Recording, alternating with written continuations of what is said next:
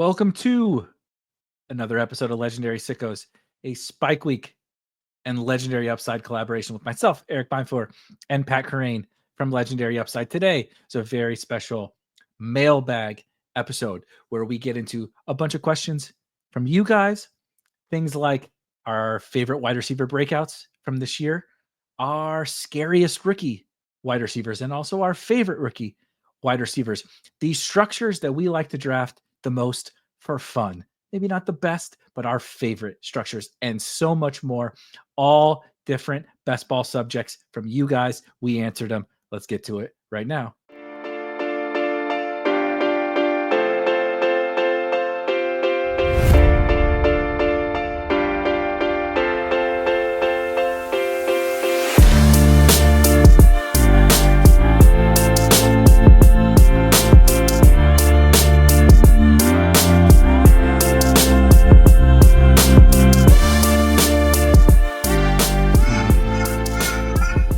All right, Pat, we're back for another episode of Legendary Sickos.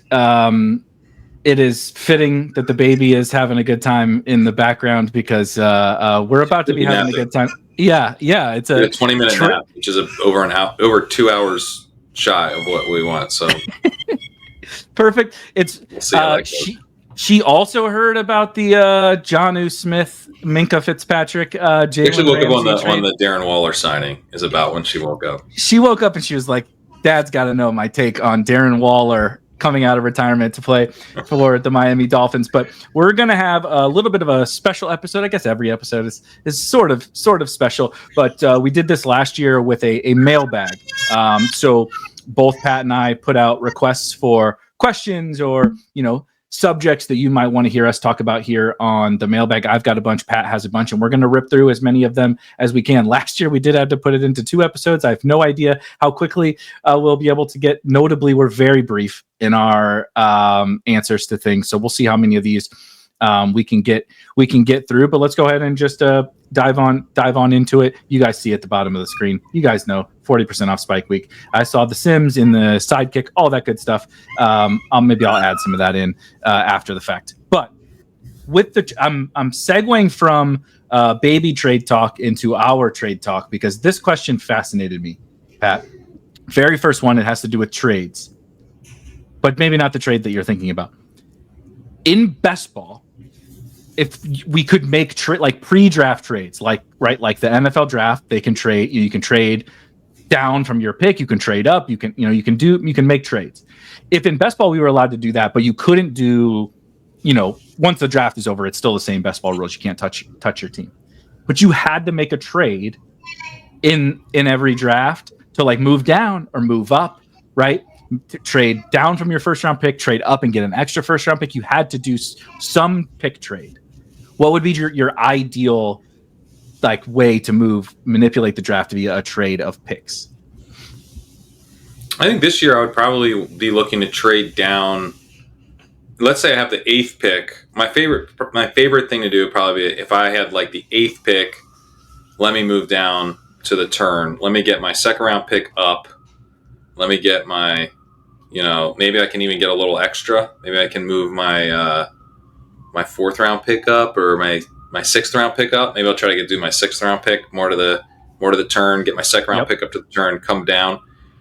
I think that tier break kind of happened. I think there's a post Puka tier break, and then after that, I just want 2 picks before the tier breaks again. That would probably be, but. Then again, I might get Bowers in the middle of the second, and that's pretty fun. So I don't know. That would be one of the ones I would think about doing for sure. Out of the one hole, I might try to trade down slightly and try to get my 3rd round pick up, to have more juice in the second rounds. What if you could get extra picks? What if you trade? So everybody, let's just use underdog. Everybody has 18 picks, but if you want to move up and only have 16 players, but maybe you have I'll take 16 players, but I get Jefferson and Chase. Pat gets extra picks, but he moves that right. He no longer has a first round pick. Maybe he has multiple seconds or multiple third, right? Whatever. What if you could do? I wouldn't sacrifice the first round pick because I think in order really to win the tournament, you're going to need like that guy that goes nuts, like that and it's likely a first round pick.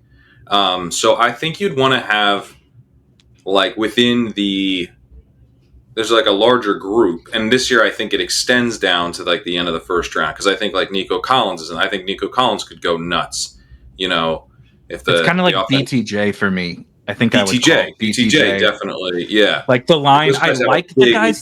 Yeah, I like. Oh, right, we've done this a million times. We all like AJ Brown and whatever, but I think if I came out of a draft without someone by Brian Thomas Jr., I do feel like I'd be like, did the extra picks offset the fact that I don't have the superstar? You know what I mean? Right. And I think especially like in BBM, you got to win a big final, and you're going to need that guy who put your team on his back, and then also like your second round pick and your fourth round pick and your eighth round pick also put the team on the back. Like you need to score a ton of points. So I would want to still be living in the superstar range as opposed to trying to attack it with depth. That's more like almost of a high floor strategy, I think, as opposed to like the tournament winning strategy. One thing, I would not particularly want, like in real life, like moving down to like acquire any more picks is just like almost always good. Right. Even if it's like just throw me a sixth, right? In the real NFL draft, like throw me a sixth. If you're just throwing me extra 18ths, I'm like, that's fine. But what I would really want is like in kind of some of the sweet spots, like let me move down to give me an extra pick in like the QB window or something like that. You know what I mean? Where like, okay, I know I'm going to be a little lighter at the beginning because I'm going to move down, but I know I'm going to get my right. So it informs I can go get Bowers. I can go get McBride. I'm still going to get my BTJ or Nico or whatever. But then I'm like, look, I got that extra ninth. And I'm like, you want Purdy, you want Lawrence, you want May, you want Herbert, whatever, having that extra. But then also it's like, okay, now I got my quarterbacks. I still have that extra 9th, 10th, 11th round pick. It's like, well, there's some good wide receivers and some good, there's like this, that's then extra like, okay, this team can really go over the top because I didn't, like you said, sacrifice the superstar, but somebody else just really wanted Saquon and I got their 9th or 10th or whatever, right? And then I still got Nico Collins and like I don't care. Like that doesn't bother me at all, but I have 19 players, and I got this extra spot in that sweet spot of the draft where like good zero running back targets are, like, the wide receivers are whatever, but the quarterbacks are great, there's tight ends and everybody else. I think the spot I would probably want to trade down the most from, because I think it'd still be like valuable enough to where you could maybe add something meaningful later. But it feels very flat. Would probably be the mid to late 6th, where unless you're like, unless you have Higgins and Burrow comes back, or one of the running backs like a Trevion Henderson falls. I've even gotten him in the 7th once. But something like that, or if you really need like an RB2 and like a James Conner, can be good. I take Quinshon Judkins. So it's not like I hate all the picks there, but that's a spot where it does start to feel pretty flat, especially at receiver. And like, I don't really care. I wouldn't even need to come back. Like I could trade from the mid, let's say like the 608. I could go to the 806, like what if we flip that? I'll come down a couple rounds, maybe mid to late 7th would be kind of a sweet spot. Cause I could go get Josh Downs, who like kind of want to just take in the late 6th now. Anyway. right. So like, that's probably that spot where you could give up like, at least 12 picks and really not feel it too bad in that mid 6th. And then maybe that's how you squeeze out a little extra value or even an extra pick. I would be on the hunt for, I'm a frequent trade downer. You play a game of Madden or whatever, NBA 2K. I'm like, brother, we're moving down and we are getting future firsts. You know what I mean? I'm like, move down as many times as I can, accumulate as many picks as I possibly can. I'd be like, everybody else has 16 guys in this draft that I'm in because I traded down so many times and kept scooping up all of their picks, and I got I got 30 dudes on my roster. I'd be doing like a bunch of random stuff. Well, this like really, it's like an auction draft where, I haven't done an auction draft in a couple of years now, but they're very fun. And one of the things that tends to happen is that the very, very top picks tend to get like whatever you have them penciled in for, they tend to go for more than that. Yep. And that's kind of where it can be. I think this year sets up well. It can be a good strategy to be like, I'm going to try to target a couple of these guys. I don't have them on my list for, 60 out of 200. I got them up for, like 48, 51, but I might get a $51 player for $45, that kind of thing. Mm-hmm. That would be Bowers, I think. But maybe he's even a $48 player getting for like 39. Right. It seems when he falls, I don't get it, but I am taking advantage of it. But the other thing that you find in auctions frequently is that like those $21 guys, they often just like they'll fall. Like a $21 guy being available for $11, going for $11 happens all the time. All the time. And that's kind of that's also, I think, maybe like more like one of those things that's like the market kind of ends up getting it right. Where like we don't paying full price for those like medium level bets isn't always so great. And that's where I feel like there are pockets in the draft, especially at receiver, where kind of like the high upside wide receivers are kind of gone. And so we're all just like taking your favorite flavor of like, yeah, he should get targets. Pretty good target share. Probably 24% target share. Feeling pretty good. We need a name for those guys because they're not really chaperones, but it's like we all have, right? And we spend countless hours every year arguing. And like you said, it's just fucking Baskin Robbins. They're all ice cream. We'll put whatever. It's not the best ice cream you've ever had. That's for goddamn sure. And so it's like, you like strawberry, I like chocolate chip, but like it doesn't fucking matter. They're all the same. Yeah, it's not going to be like the breakout ice cream flavor. It's not trending. There's not going to be a line around the block for the new Baskin Robbins. It's all just, it's fine. Do you think there's ever been a line around the block of a Baskin Robbins? I bet there was, but it was like probably 1845 or what. I don't know. When was Baskin Robbins like brand new? I don't know. Now I'm going to be digging into the history of Baskin Robbins. At some point, people were like, "Holy shit!" Is it 31 flavors? Is that what it is? 31? That was probably a novel thing. Like you said, at one point, people were like, I can get any flavor of ice cream at the same fucking place. Yeah. They only have 2 at my local ice cream shop. When was Baskin Robbins founded? 1945. I was only 100 years off.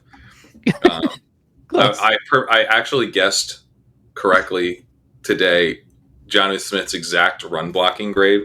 BFF. What is it? 53? It was 56. And he had exactly 6 run blocking penalties, which I also guessed both off the dome when I chasing. So Dude, that's hard. That's hard to do. 6 run blocking penalties? Jesus. I need to dial in my history facts clearly. I did get the 45 right. That's at least that's close. You were halfway there. Only 100 years off, but half. It was founded in California. I bet you this was pretty big in 1945. Well, interesting time to launch an ice cream business. 1945. I guess technically people probably needed something to be happy about at that time in history. So the 31 flavors of ice cream really did make everybody happy. I don't know. Yeah, that's true. This is where you learn a lot of different things here with us. Notably, maybe so much. I don't know when in 45, but we're talking about the end of the war here. So you're getting is that a pro or a con for? I think it's a pro. You get a bunch of people coming home. They want to see what's new, and you ever tried 31 flavors in one ice cream shop? About to blow your mind, dude. I have no idea how we got here, but I think we hit this one.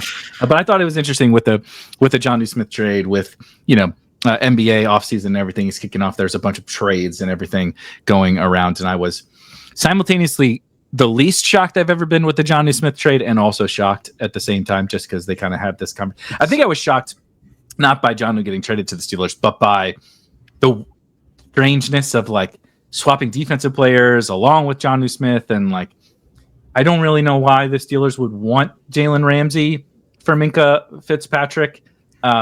Strange. Like they are all the fuck in on what we perceive of the Pittsburgh Steelers being weird, doing things to win now and defense first, and Yeah, just a weird team and a weird trade. But nonetheless, Jonnu Smith is a Pittsburgh Steeler. I've made the joke that Jonnu is the best player on there. On there, I'm like, I feel uncomfortable moving Jonnu down because I think he's the best player on the offense that he's on right now, which is a weird thing. But do you have any questions you want to pull up, or you want me to rip a couple? No, I'll pull one up. There was a good one on. All right, here's a question. How do you feel about taking multiple running backs from the same backfield? In the past, we've seen success in this strategy from Achane and Mostert, given insane spike weeks at the same time with very low and very good standalone value. I find myself doing this in ambiguous backfields like Jacksonville, with grabbing 2 of ETN, Bigsby, or Tootin on the same team, spending low draft capital on them all in the double-digit rounds. In theory, you could have basically a 2 out of 3 chance of being correct. All right, so that's about where the question ends. So, thoughts on backs from the same backfield, especially in ambiguous situations? This is a great question because I feel like every year for the past, we've been doing this for 5 years now. Jesus Christ. For the last 5 years, I probably would have had a different, and I might next year also have had a different answer to this question every single summer. I came in, right, 5 years ago, idiot me, which we're just regenerating versions of idiot me with different takes every single summer. But I'm like, why? Like, the whole, and I still believe in like the core principles of like draft like you're right, dude. Like you got the guy in the backfield. That means the other guy is not necessarily a bad pick, but there's probably better picks, right? than that guy. I've sort of waffled a little bit back and forth, and I think I'm a reasonable proponent of this, but it's very specific to certain backfields and very specific to cost. I still don't want to draft Christian McCaffrey and then draft the 49ers. But like if I'm drafting Christian McCaffrey, I've made the bet that Christian McCaffrey is Christian McCaffrey, right? You outlined it when we did the scenarios that could break 2025 fantasy, and like one of them absolutely is like, oh shit, Christian McCaffrey is still Christian McCaffrey, and we're getting him at the 1-2 turn instead of 101. And so in that scenario, like, no, thank you, dude. Isaac Garendo and Jordan James and these guys are truly useless, right? They're standing on the sideline the whole game, and theoretically for the whole season. I understand the idea of, well, he could miss a game, right? And then this guy could step in. But when I'm losing my first, second round pick or something like that, like I kind of just want to bet against that. It's not that there's always an outcome. This is the difficult part of a lot of the questions we might get to today. There's like always an outcome you can tell the story that says, well, what if this guy goes down for this week and this happens and this happens, and it's like I can't cover all those bases. Yeah, we can't. No, we can't cover all the bases. So when it's an expensive guy, we're just riding out Saquon, man. Saquon's going to do it again. That's why I took him in the first round. Sorry, Will Shipley, I'll take you on another team, right? Or AJ Dillon if somebody likes AJ Dillon. But when you get into the ambiguous and specifically cheap situations, I think they can both win. They can both win without an injury because they're so cheap. And then the ping pong part of it can actually like matter because you spent so little on it, right? They can kind of be, remember the Rashad Penny year, Amon-Ra's rookie season? I believe it was when Penny went down after, like, spoiler alert, Rashad Penny got hurt in like week 2 or whatever. Chris Carson was like really good. And you were like, nah, he's maybe like the expensive version of this, but you have, maybe it's the pick that year, wasn't he? Maybe, yeah, but maybe it's the Cowboys this year, or my favorite is probably the Jaguars this year, where everybody's after pick 100, right? Maybe you like the Giants a little bit better than I do. Whatever. I think the Steelers are okay with this. Like maybe to the James Conner line, like Connor Benson, like, but there's a cutoff where it's like they're so cheap that I can just buy the whole backfield and like I might get this 1 week. Oh shoot, Trey Benson scored 2 touchdowns. I got super lucky and I used those points even while James Conner was playing. But then the ping pong can matter, right? In the Giant situation, Tracy starts it off. And then you do get to Scadaboo, whether Tracy gets hurt, right? Singletary plus Tracy last year was actually fine.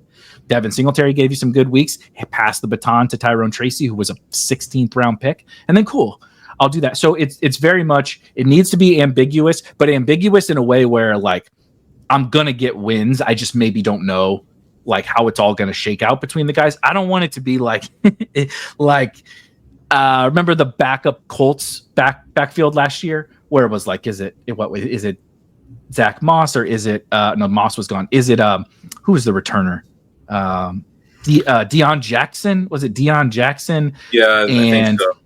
Evan Hall, Moss Deion gone, Jackson, and somebody else. I forget. You know, they had Trey Sermon. And I'm like, right.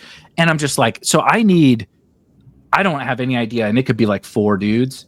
I don't want to wade into those waters. I want it to be like, okay, it's the Giants. It's 2 guys and I'm buying them cheaply. I'm pretty okay with that. And so that's a long-winded way of saying it's very, very nuanced, but price and like kind of certainty of the ambiguousness, I guess, if that makes any sense. Like I want it to be ambiguous, but I want to be certain about what that really means with the ambiguous part of it. And then I'm pretty cool. Yeah, I think as far as this like sacrificing draft picks element goes, like picking 2 guys to find 1 winner, I don't think I want to do that at anything but like really cheap prices. I forget where Singletary was going last year. Tracy was very cheap. 115, 120, Well, that's right. 100. Yeah. You could talk me into that, I think. Like you get him and then you just tack on Tracy and you're like, but what I was really doing more of was taking Tracy. But the one I got wrong was, I was taking like Vidal instead of Dobbins. So, we take our stabs, but I guess if I'm going to try to go like, I'm going to grab a couple of these guys and hope I get something from one of them, it would have to be pretty cheap. So like, let's say Tootin were to fall.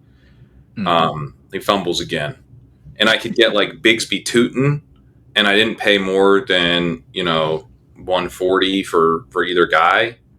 That feels kind of okay to me, but I don't want to I don't think I'm really in on Scatterboo Tracy as a combo. Not that I never would do it. I probably have done it once or twice, but I think it would be, if I was going to do that, it would be specifically on a team that's either 0 running back or where I feel like maybe I've only 1 running back or I've got 2 running backs, but one of them's like Travion Henderson or someone I'm not expecting a ton of production early. And it's just like, let me get a backfield. This running back room having a whole backfield like locks up points in a way that I think I can then use. I don't have to like chase a bunch of running backs later so much. Like I don't have to build like an 8 running back or 7 running back room. I can feel a little bit better about like the floor of this running back room, even though I didn't spend a ton of capital. But if I was going to do that this year, it'd probably be with Denver. Yeah. And I have done that with Denver. Me too. It's like Harvey and Dobbins. But the reason I feel better about that one is because Peyton just has such a long history of using multiple backs. They've generally been a team where we want the running backs. The offensive line is really good. We're pretty bullish largely on the Broncos offense, their ability to take a step forward with Nix in year 2. The passing game isn't going to be dominant, even if Nix is good. They'll probably have some kind of balance. Like the running game is going to come along for the ride in a way that maybe like the Bengals running game like doesn't as much. You kind of need one guy. Last year, Chase Brown fortunately did this, but the reason Chase Brown was such a hit is that he was the whole backfield. Right. I don't think you need that in Denver. I think you can have the Bengals backfield wasn't especially more valuable. It was valuable, but it wasn't especially more valuable than like other good offenses. It's just exactly literally only one guy. Literally one every touch. Yeah, and that's the Rams backfield. The Rams backfield, I mean, maybe in part because Kyron isn't very explosive, but it's not like this super, super valuable backfield. Mm-hmm. It's that Kyron just gets all the high value touches. Mm-hmm. But I think the Broncos at least has the potential. I can very clearly like see the path to where there's multiple backs that have pretty high like expected value. It feels more Lionsy, than it did last year, certainly. Where you're getting like 2 guys who we go into the week and we're drafting both pretty highly in the BRs and stuff, and they both were projecting well for DFS and all of that. Those are the spots where I'd be more. Because the question is mentioning Raheem Mostert and Devon Achane. I mean, that's what you banked. It wasn't.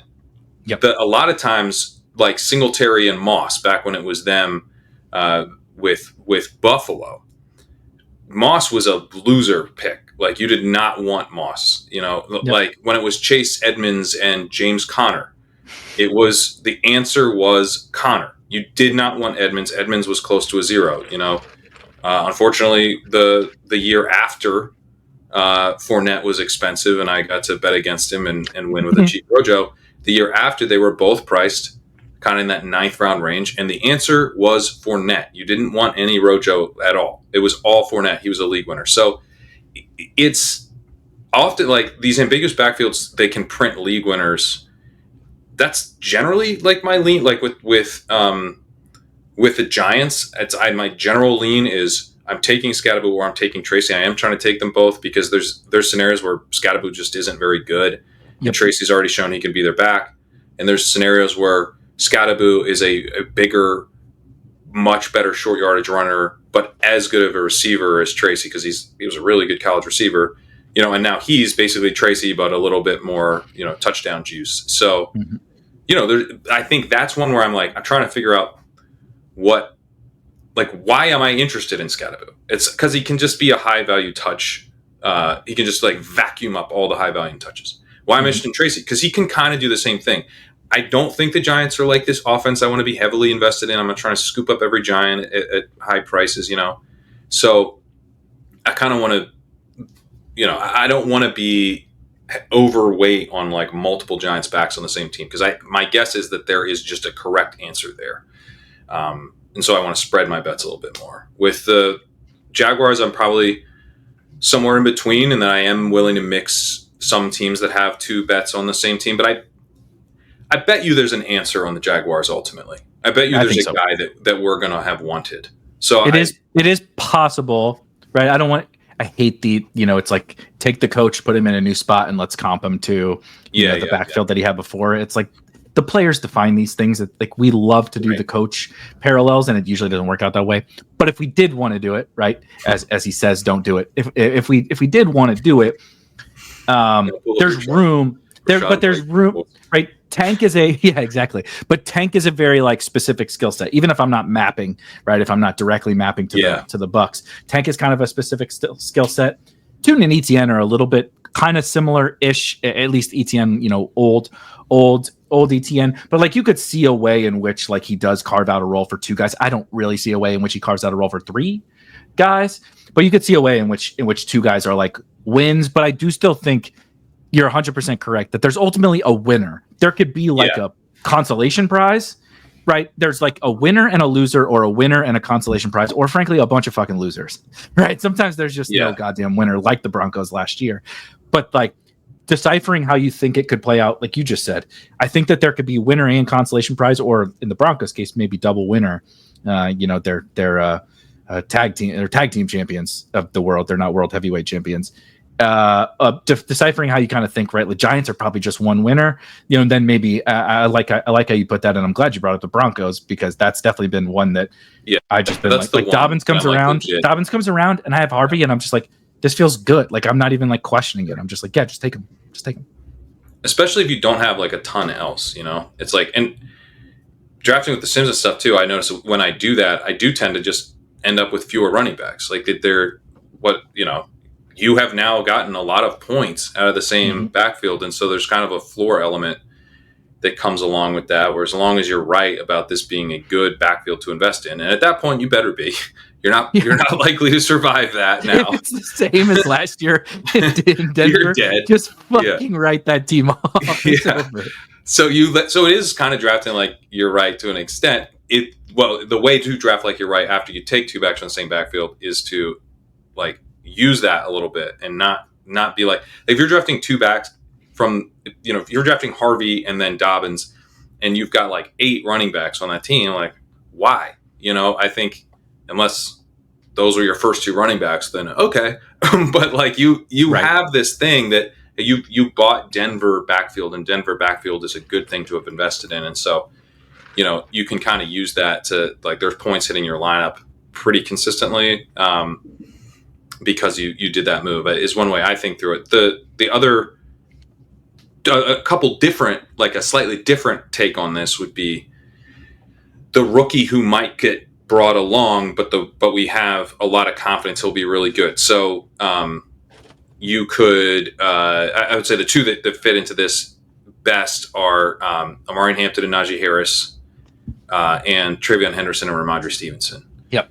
And I think there you're betting that like both Harris and Stevenson have a goal line role throughout the year, and are kind of getting some pretty good work at the beginning of the season. And so it's again a way for you to bet on. Now in both those cases, I think the Chargers could have a really good offensive line this year. They obviously have Justin Herbert. They're well coached. They should be a playoff team. So you're betting on them to do what they want to do, which is run the ball a bunch and do it effectively all season. The Patriots, obviously kind of a breakout team. Their win total's way higher this year. They actually have coaches. It's a much improved situation. Drake May could take a big step, all that. So you bet on that backfield being one that was really underpriced, and you get the late season upside with the expensive rookie, but you get kind of literally his chaperone in the same backfield. I think that's fine. It's not something I'm going out of my way to do, but in the same vein of like, hey, I'm kind of thin at running back, and I have Henderson, and here's Ramondre. What if I just grab both? And that at least kind of, cements the bet on the Patriots, and that's kind of my way that's my way to more running back points than I really deserve, given what I paid. I particularly like it. The Patriots example a little bit. This is again not another perfect parallel. So maybe it is the Jaguars again, but when it's a like potentially like cheap offense plus cheap backfield, where that's where you can really get the winner plus consolation prize, or winner plus the other guy's on the podium. He's just not the fucking winner, right? Right. You get Oscar Piastri, and then you get congrats Charles. You got third, but you were fucking 45 seconds behind, right? Like that's the Rashad White. It's like you got on the podium, but like nobody actually really ever thought you had a chance to win. But the whole shit was so cheap. Like that's yeah, exactly. I just comped Rashad White to a Ferrari, by the way, totally unintentionally. Like for F1 fans, it's a great comp. For it seems like a horrible comp because he's like such an unexciting running back. But if you're an F1 fan, it really is. It really is. They're just like they're out there. They finish the race. They're always going to finish. If they'll get on the podium, if the other people wreck, they'll make the podium. That's for Rashad White. Yeah. Oh God, that is a good comp actually. I love niche comparisons to people being like, who the fuck is Charles Leclerc exactly? But anyway, but like the Jaguars, like it's so fucking cheap, man. That like if the offense is just good, that is one of those like just gimme. Like just get right. The Jaguars thing. Just if the Broncos are as good as we think. Another big thing about the Broncos is like they're just going to be like a really good football team. That defense is top 5 in the league, one of the best defenses in the league. So another perk in the running backs cap is just like, are they ever going to be like chasing a bunch of points? Like they can just build the offense out of RJ Harvey and J.K. Dobbins and not put as much on. Right? Let Bo Nix do what Bo Nix does. Let Bo Nix do what Bo Nix does. Right? Manufacture some bullshit Marvin Mims. Go to Cortland Sutton. Right? Evan Ingram, congrats. Nobody's open deep. Here's your 4-yard check down, right? Like just do the shit that they do well. So I like that. I like a lot of those specific examples. My next question is like kind of along those lines, but in terms of the question is, and I we can expand upon this too. If we ignore like your like historical takes, what worked last year, right? Our data approaches, like even like stuff that you've done with the Sims, all the research that everybody does. If there was a team structure that you just love fucking drafting, right? And this is open-ended. You can choose your own adventure. What would be the team you sign up and you're like, God, that was fun, right? Like I finished that draft. I had a lot of fun drafting that team. What would be the structure of that team?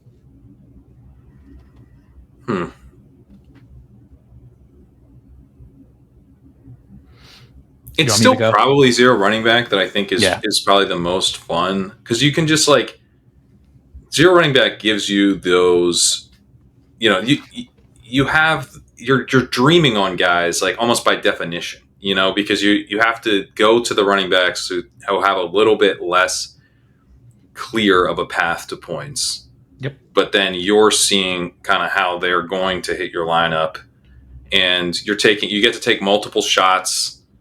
You're taking more shots typically at running back than you otherwise would. So, you're taking some bigger swings. You're mixing in some guys that, are just kind of straight up undervalued. I feel like you're generally able to kind of stay flexible, especially with this ADP environment.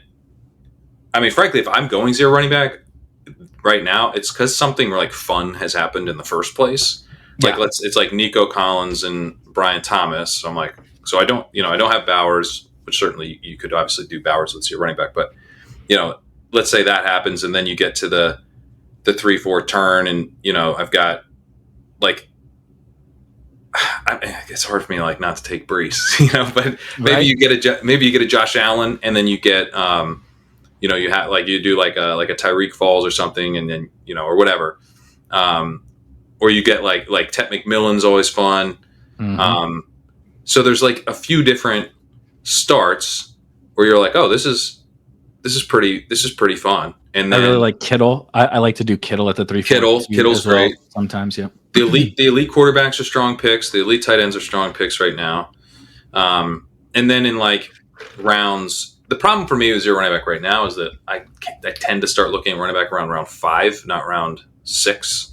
We came up with this. We came up with the name for this because this is my favorite as well. And I've gotten in, as we do as best ball idiots in June and stuff, arguing about the definition of these structures and stuff. And Yeah. I'm like, and I have to keep saying like drafting with like zero running back principles, right? Mm-hmm. Because technically, right, if Travion is my first running back, that's not a zero running back team. And I'm like I get it, but my favorite teams are what you're outlining, but getting into Henderson, Harvey, Hampton. Yeah.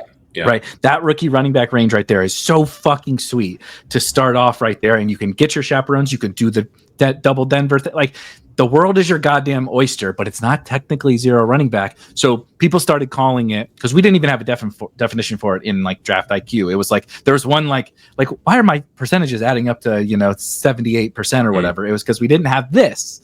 And people started calling it like a weak hero running back, because you like kind of still have a top, you have a top 20, top 20 running back or something like that. So he's a hero, but he's pretty weak. So we're like, that name makes sense, but it doesn't really like roll off the tongue. So we're like, well, who's a weak superhero?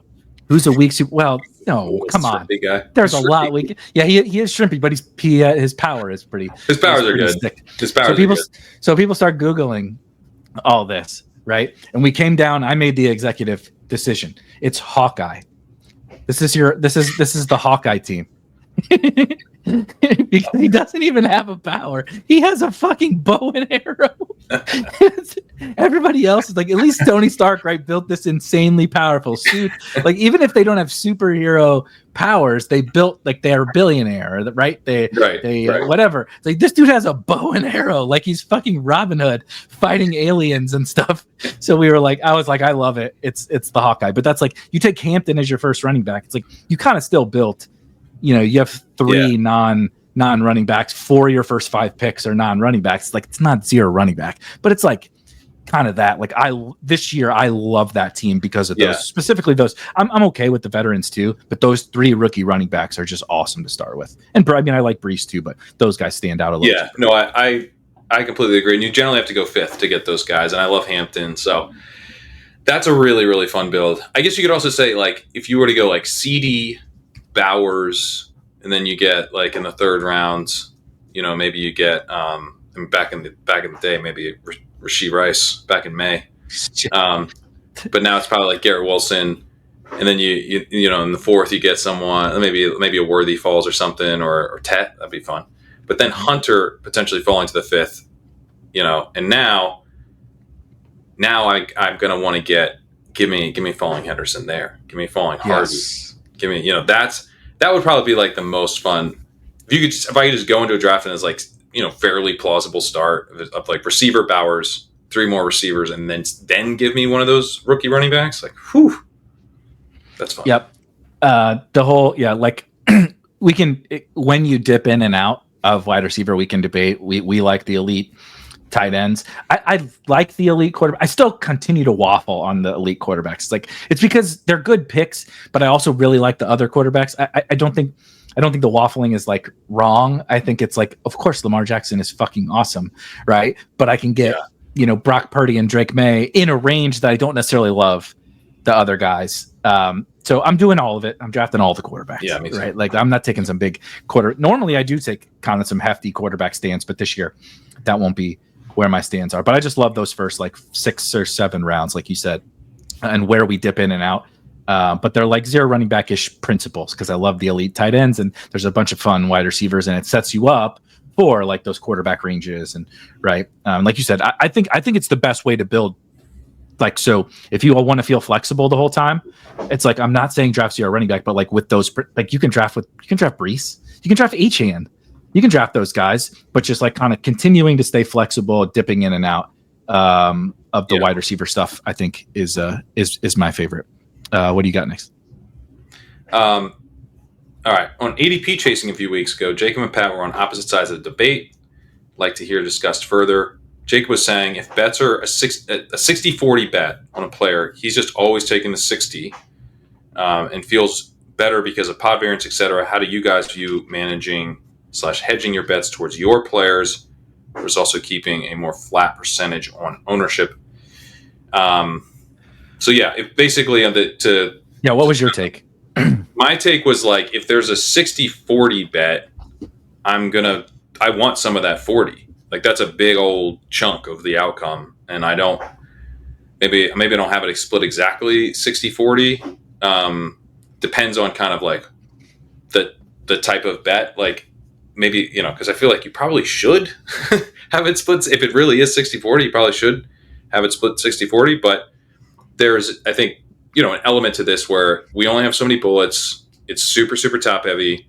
We have to string a bunch of bets together and we have to have them like all the right hits on the same team. And so I think Jacob is kind of more comfortable in certain spots, just being like, this is the season where I'm going to need this to happen. And I'm willing to do that, but I think it's a lot more, it has to be a lot higher of a percentage than like a 60-40. He might have, I'm not sure in Jacob's defense if it was 60-40 exactly. It might have been a 70-30 or an 80-20. I can't remember. But it was, it's that philosophy of like, at what point are you kind of shifting and going, yeah, I'm just taking this dude a lot. Because I think for me, it's like when I'm like evaluating something and I'm like, this is unlikely to occur again. Like this is a particular set of circumstances that is actually uncommon enough to where like it might not, like next year, it's not that I'll be like, okay, I'll do this bet this year even harder. It's like, no, that bet doesn't exist. That was a once, every 5 years type of thing that came around, and you could like press the pedal to the floor on it or do something more prudent. And I'm willing, I think, to be like, yeah, this isn't coming around. Who knows what best ball is going to look like the next time I get this bet. Let me get this.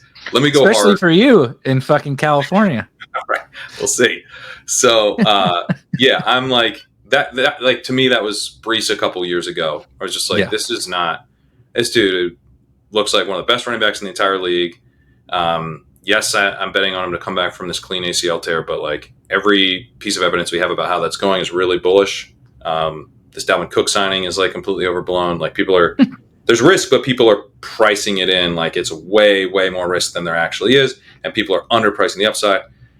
I'm okay like making my season about this, but I want to be pretty careful about spots that I do that in. And one of the ways I try to think through it is like, how rare is this actually? So I was gonna say kind of what you closed with, where if it's truly, so how I would identify for me personally, if something is really 60-40, I'm pretty neutral on that. Right. That would mean like that's really close to 50-50. I know math, tough math. Like that's pretty fucking close to 50-50, right? And so that's like I have a lean. That's not my edge. What you are identifying with Brees is like, this is a fucking edge. that, like you said, maybe we see something similar at some point in the future, but I'm not sure we ever even see this again. Right? That's not 60-40. That's you are like, this thing is, and I guess technically someone could say, well, maybe it was closer to 60-40 than you're giving it credit for, but your belief is like, no, this thing is, and how are we defining 60-40, right? Like Brees also had and maybe has still an upside scenario that within that 60 is like a league winner of all league winners is within that 60. It's not Brees just didn't hit. He didn't hit like his 100th percentile outcome. That's not even close. He was playing with fucking Zach Wilson and Tim Boyle. The team was a disaster. Rodgers tore his Achilles in the first series of the season. Like it was, in many ways, it was a disaster, and he was still one of the league winners because he was so cheap. And that's where I feel like, I'm like, yeah, because you guys priced in way too much risk. Like a bunch of things could still go wrong, and he was still hitting because he was way too cheap. That's where I don't want to have to be exactly right. Don't make if the market's going to make me be exactly right about a take, then why would I have to? Why would that be the spot where I load up 30% of my portfolio and I have to be exactly right? It's much nicer to be like a decent amount wrong and still get paid off. That's great. It's the not to the same level. But when the Sam Howell stuff happened, that's how I felt. Where I was just like, truly, completely understand like the bench risk, the he sucks risk, the all that kind of stuff. And I'm like, I think he can kind of suck, and I think he can get benched, and I'll be okay, right? Like I'll be okay. And was that correct? We can debate that till the cows come home, right? But it kind of worked out. Whereas it also worked out that year that like Lamar and Howell were my two highest owned guys, and it was kind of like Howell helped with Lamar, and then Lamar went nuts in week 17. I think the Sims would be on your side of the Howell debate, having drafted them. By the way, we all thought he was going to score well. He did score well. He played most of the season. Deal with the chaos. He wasn't there at the rate. Yeah, but he was very helpful for advancing. So I think the bench risk. It's still I still want to be thinking about bench risk. It matters. It matters. But what kind of player are you? Well enough that you still actually wanted him. Yeah. What kind of player are you? Right. Like the Russell Wilson bench risk is just like, what am I even fucking getting before the benching happens? Whereas Howell, it's like, you saw it, right? Fucking 30 balls, right? Because he's a very flawed player, but it's flawed in a fun way. He only throws it to the first guy he looks at. Otherwise, he just runs, right? Or he doesn't run. Stacked. I wish he ran. He sits there in the pocket and waits for it to collapse. He ran like crazy in college. He ran for 1,000 goddamn yards but the NFL, they were like, you got to hang out here and process the field. And he was like, well, I don't know how to do that. So you're just going to have me standing here like a fucking piñata as somebody comes in with a baseball bat to knock me out. Jeez. You got to move, man. But I think that some of those examples are like, I felt convicted about maybe my conviction is too strong and the math really is 60-40, but there's nuance even to the 60-40. But what is 60? What are we? Because so much of the Brees stuff, I'm like, there's really, really high upside here that is very rarely available in the late fourth round sometimes, or he was falling to the fifth at one point. That is not typical. We can get this thing for a price that just normally in the fifth round this year, we're talking about how we're like, well, Calvin Ridley will have 24% targets. Joe Mixon, Chuba, it's fine, but you get this guy that's we've seen him do it, and we know how talented he is. He's coming off the injury, but everything looks really, really promising there. His timeline, all that. You do have the Aaron Rodgers thing, which at the time was bullish, and he wasn't hurt. And I can't believe now. Maybe if he hadn't torn his Achilles, it would have been okay. When we think about it now, it is kind of crazy that he was going at the 4-5 turn, given Garrett Wilson went at the 1-2 turn. Yeah, and the whole fucking point of the Jets' excitement was because of Aaron Rodgers, but then Brees went so cheaply because of the injury. I understand because the injury, yeah. But isn't that just double?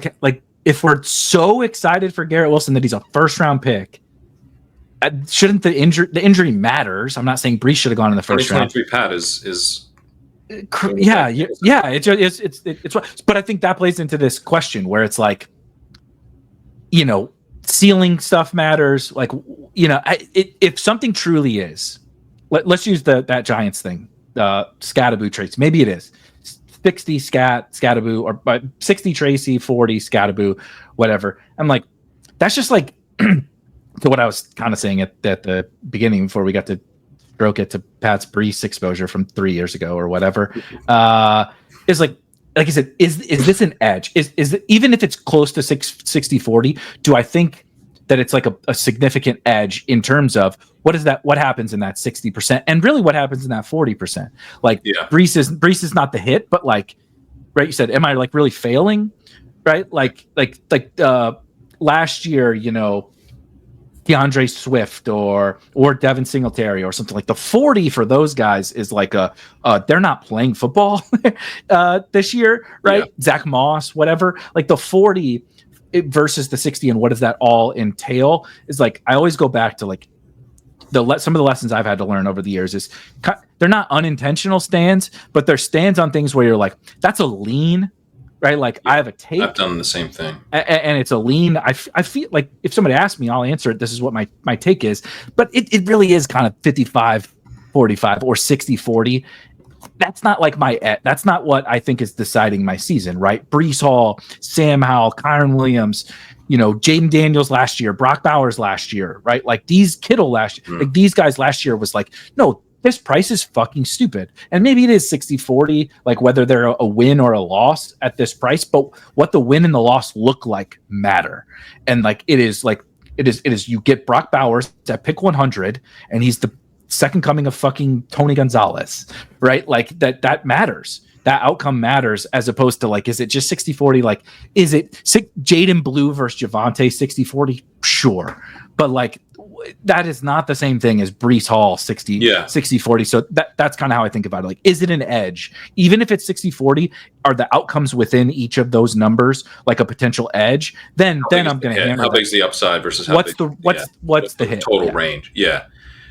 The spots where I'm starting to feel like, big, like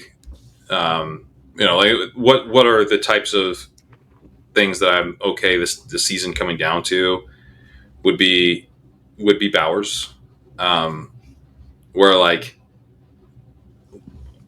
if he's as good as I think he is, do we ever get him in like the mid-second again? Like, is it's literally like he's not available in the mid-second until he is washed. Like that's the level. I mean, we're talking about a guy who has a lot of potential to score like a peak Travis Kelce. And it's like depending. We kind of got to see, how much the offense can take a step forward, and is there going to be like how fantasy rich is the team going to be? But his scoring profile is, he earns targets consistently. He's a good enough run blocker to be out there for play action stuff. He's not a big receiver. He's a tight end who has wide receiver skills, which is that's the unicorn. He's not like a cheat code in the way that like Ertz is, because or Gesicki is, because he's a big receiver, a rotational receiver who would be totally useless, except he has tight end eligibility, and now you're like sick. Mike Gesicki tried to get, just like Jimmy Graham did, tried to get wide receiver right when they would, because when they would go on the franchise tag, they get significantly less as a tight end. It's like he wants to be known as a wide receiver. Yeah, and and in many ways his role is that of a wide receiver, because they don't really use him on run blocking stuff. So he doesn't play for play action. It hurts his touchdown upside. He hasn't blocked any. You and I blocked somebody more recently than fucking Mike Gesicki has blocked. Bowers can block. Bowers is a true right. He's more versatile and more talented than other. I always think about it like there's subtleties to this too. Like, are you Kittle or are you Gesicki? And there's a Rondé Gadsden kind of type. There's a small drum beat for a Rondé Gadsden. He's a fine, whatever. He's fine. But it's a perfect example of like people will say, well, look at the tight end. People look at the tight end competition. They're like, he can beat out Will Dissly and Tyler Conklin. I'm like, the fuck he can. Not for what they're going to be asked to do. He can't do it. He is the big slot. We overuse that. It's a stupid term, but Oronde Gadsden is Donald Parham. Yes, they're Donald Parham. They are they play a different position, but we have to, right? We lump them all in the same. Yeah. Right. As tight ends. Yeah. And the guys who can actually be the tight end, who can beat out Will Dissly in a straight up competition to play tight end and then produce like their wide receiver, that's there's just not that many guys that ever have been able to do that in the league. And we have one, and for some reason he's falling. You can get him now sometimes at the end of the second round. It's insane. I don't know what's going on with it. McBride's falling too. I'm like, I'm going to have so goddamn much of these guys now. And Kittle's a great pick too. So it's, you don't want to not have enough Kittle, but that is one where I'm like, hey, this guy was the best tight end prospect, one of the best tight end. I still actually think Pitts was probably a better prospect, as unfortunate as that. Bowers would have been. He was just hurt a lot in college, and he didn't test, so we don't know. Like we didn't know that he was. Yeah, we still don't know. But let's say he had tested, then that would have been enough to make him the best, I think. But anyway, the picture of him next to Gronk. If he hadn't looked so scrawny next to Gronk, he also would have been a better prospect. That's true. I think he was, clearly one of the best tight end prospects ever, and then turns in this incredible rookie year. They get a really big quarterback upgrade. Like, Geno Smith has been consistently efficient over the last couple of years. Not unbelievable, but his success rate's very good. EPA per game, pretty solid. Exceptionally accurate as well. Exceptionally accurate, really good for exactly this type of player. Part of the reason we were going back to JSN is because he meshed really well with what Geno does well, and Bowers meshes just as well. And then there's not like that much target competition. He's going to be clearly the number one guy, I would say. Big coaching upgrade. Obviously, the offense as a whole is kind of more exciting now with Genty. So there's just a million reasons why, you could just see Bowers being one of the best picks at ADP. And then I think, in a year, we're probably having a different discussion where it's more about, like, we now need him to be like Pete Gronk, Pete Kelsey to pay off ADP because he's the 106 or the 107. Yep. Like, at what point it's too much to pay for a tight end? I think that's the conversation we're going to have then. But this is like way below what we used to pay for. This is what we were paying. This is below what we were paying for Kelsey 2 years ago, heading into the decline. He was it's closer to last year Laporta, at least at the beginning of it, right? We were getting mid to late third Laporta last year, and now we're getting mid to late second Bowers. Yeah. They are just in different stratospheres of fantasy. Completely. Sam Laporta is a very good football player and a very good fantasy tight end. They're just not even comparable. Right. So, yeah, I mean, that's one where it's like, when's the next time I'm going to get, and this is what helped me, because I thought Bowers was like a little overpriced after the draft last year, and that's Jacob Sanderson helped get me back on team sanity, because idiot. Yeah, you're being dumb, and it's like we were saying before. We said this on a previous episode, but it's like that you have something in your teeth take, where it's just like, thank you for telling me about that. I love that one. Yeah, I love that. We have a lot of those, the crazy pills, the something in your teeth, the chaperones. We got all the crazy. That was a big piece of lettuce right there. Yeah, but that, like, how many times are we going to get a chance to draft this level prospect at this price? And to me, it's this level prospect plus like the best rookie season at the position. At a price that really does not reflect the upside, or even like the most likely outcome at this point. So anyway, that's one that I'm pretty psyched about. The rookie running back class, I think, is probably, you want to be heavy generally, these rookie running backs. It's a good rookie running back class. I don't think it's a generational rookie running back class, maybe, but it's a good one. It's a good year to be overweight the rookie running back. Pretty good. It's up there. I don't know, but we've used the word generational so much, I don't even know what it means anymore, to be honest. But it's a pretty good class. I wish we got a couple of this. If we would have got a couple of the spots, if the Cowboys weren't Jaden Blue, if I'm trying if the like I really like Taj Brooks. I'm fully in now. I've decided Taj is this has been growth for me for sure. I would have just aped in years ago, right? It's like BBM opens fucking Taj in the 18th every single time, right? And then we would get to camp and they're like, Taj is not looking great. We're hoping to get him on the practice squad, type of a situation. He's playing in the fourth quarter of the fourth preseason game, and I'm like, fuck me, dude. I just wasted thousands of dollars. Like, that would have been old me. This year, I was like, God, I love Taj Brooks, and God, there's nobody in front of him to stop him. Like, you got I'm sitting, like fucking got the itch over here. But I waited. I mostly waited. I'd be lying if I said I didn't dabble a couple times when we get to the last round. I know.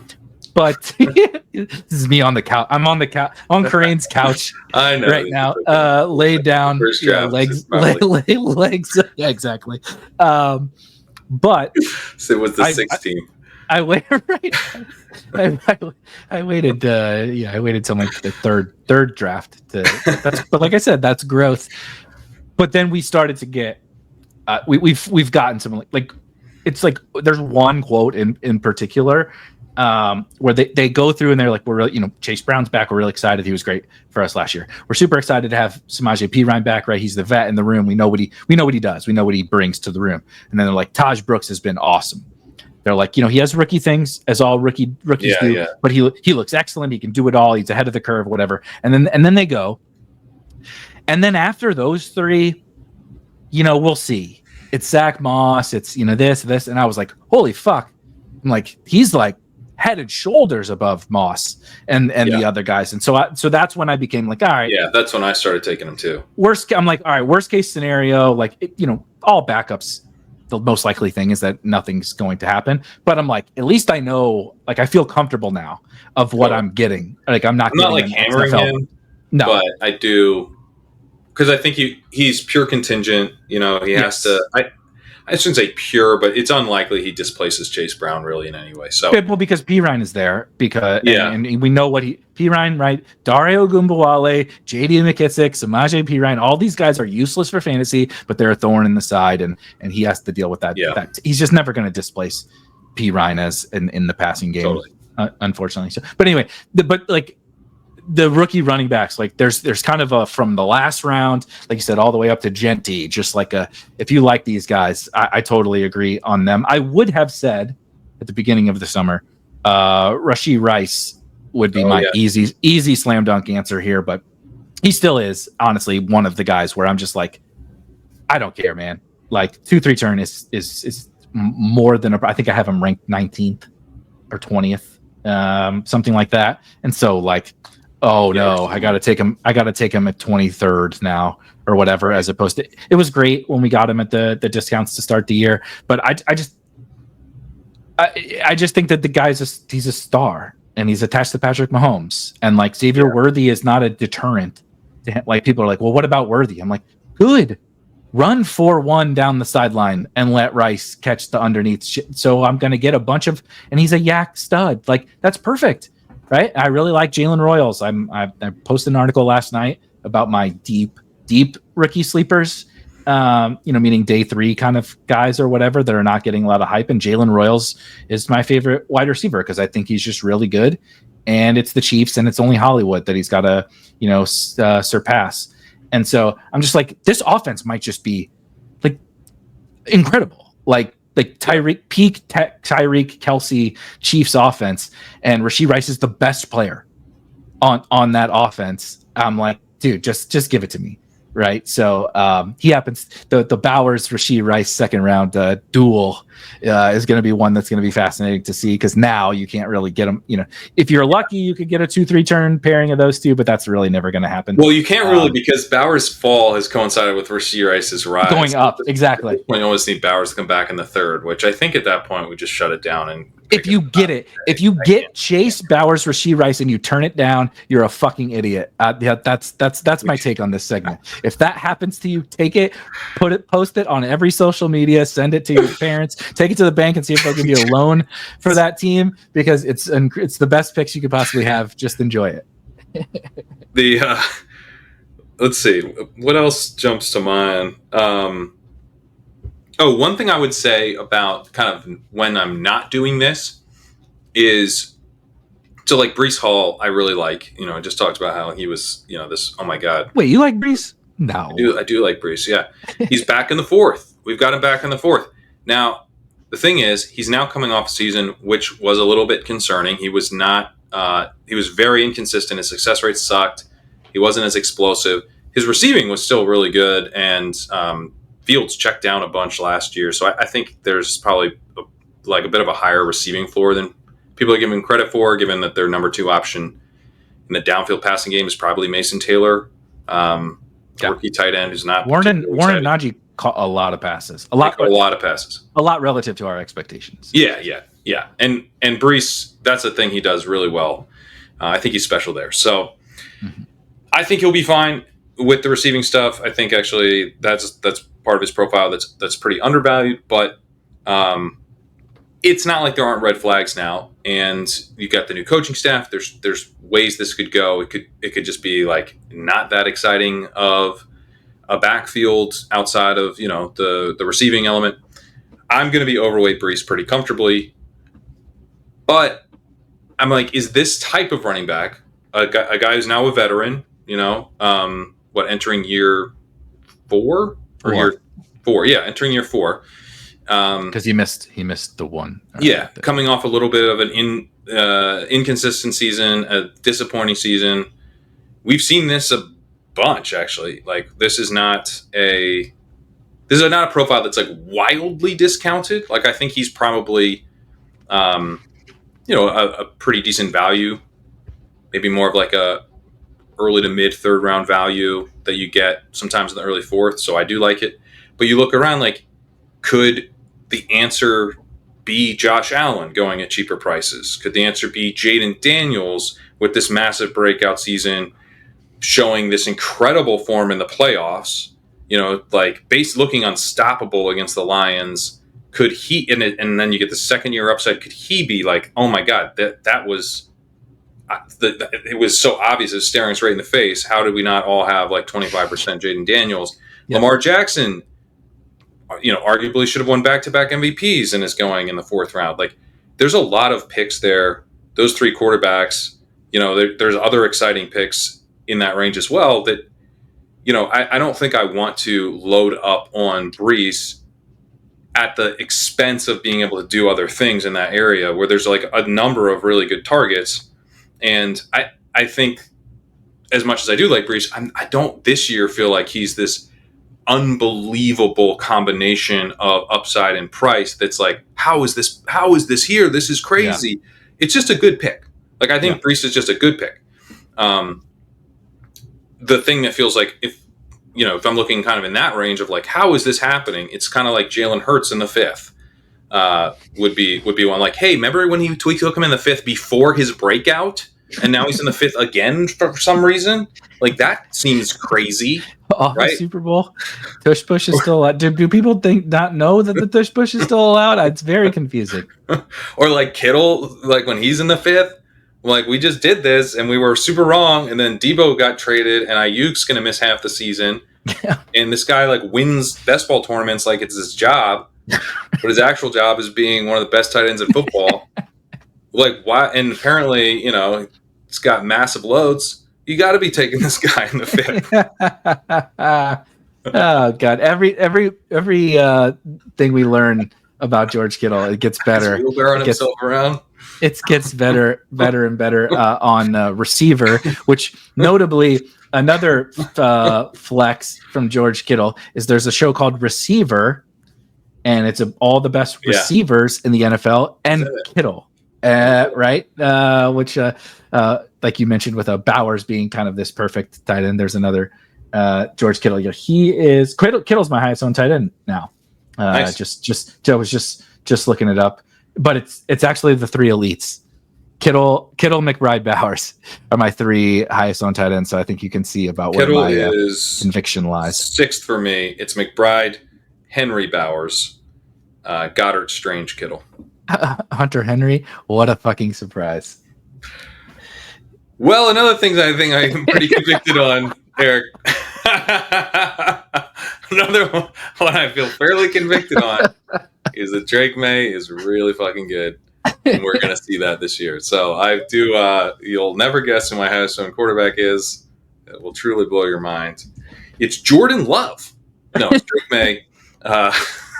Jordan Love is second, but Drake May I've got 25% of, and Jordan Love I'm at 14. I love it. Just quickly while I'm looking, I don't. My quarterbacks are far down. Trevor Lawrence is my favorite. Is my Lawrence quarterback. Lawrence I'm at 10%. There's like I'm surprised I don't have more Hurts actually. I need to get that up. Yeah. He's fourth. Yeah. Herbert, Hurts, Stroud, Ward, Murray, Lawrence, Allen. Yeah, Hurts is third for me. Lawrence, Purdy, Hurts at the quarterback. But I am going to be reasonably flat there. I do expect. I think Lawrence will probably be my highest owned, but I like all the. I also did. I was missing teams. And now I'm up to 30% Drake May. Look at that. Jesus Christ. I did a bunch of super flex. I'm close to maxing the super flex. So like I'm 450 teams total in, and soon 100. So like once I get to 500, 150 of them will be super flex. So the quarterback thing is like a little, is like a little bit wonky there. And I'm looking at all underdog drafters, DraftKings, everything all together. But that's the current exposure. Kind of piggybacking on that thought of like kind of like convictions and stuff. And we also talked about some of the rookies. I kind of like this question, kind of combining the two things. What's your favorite rookie to draft at each position? Obviously, position being quarterback, running back, wide receiver, and tight end.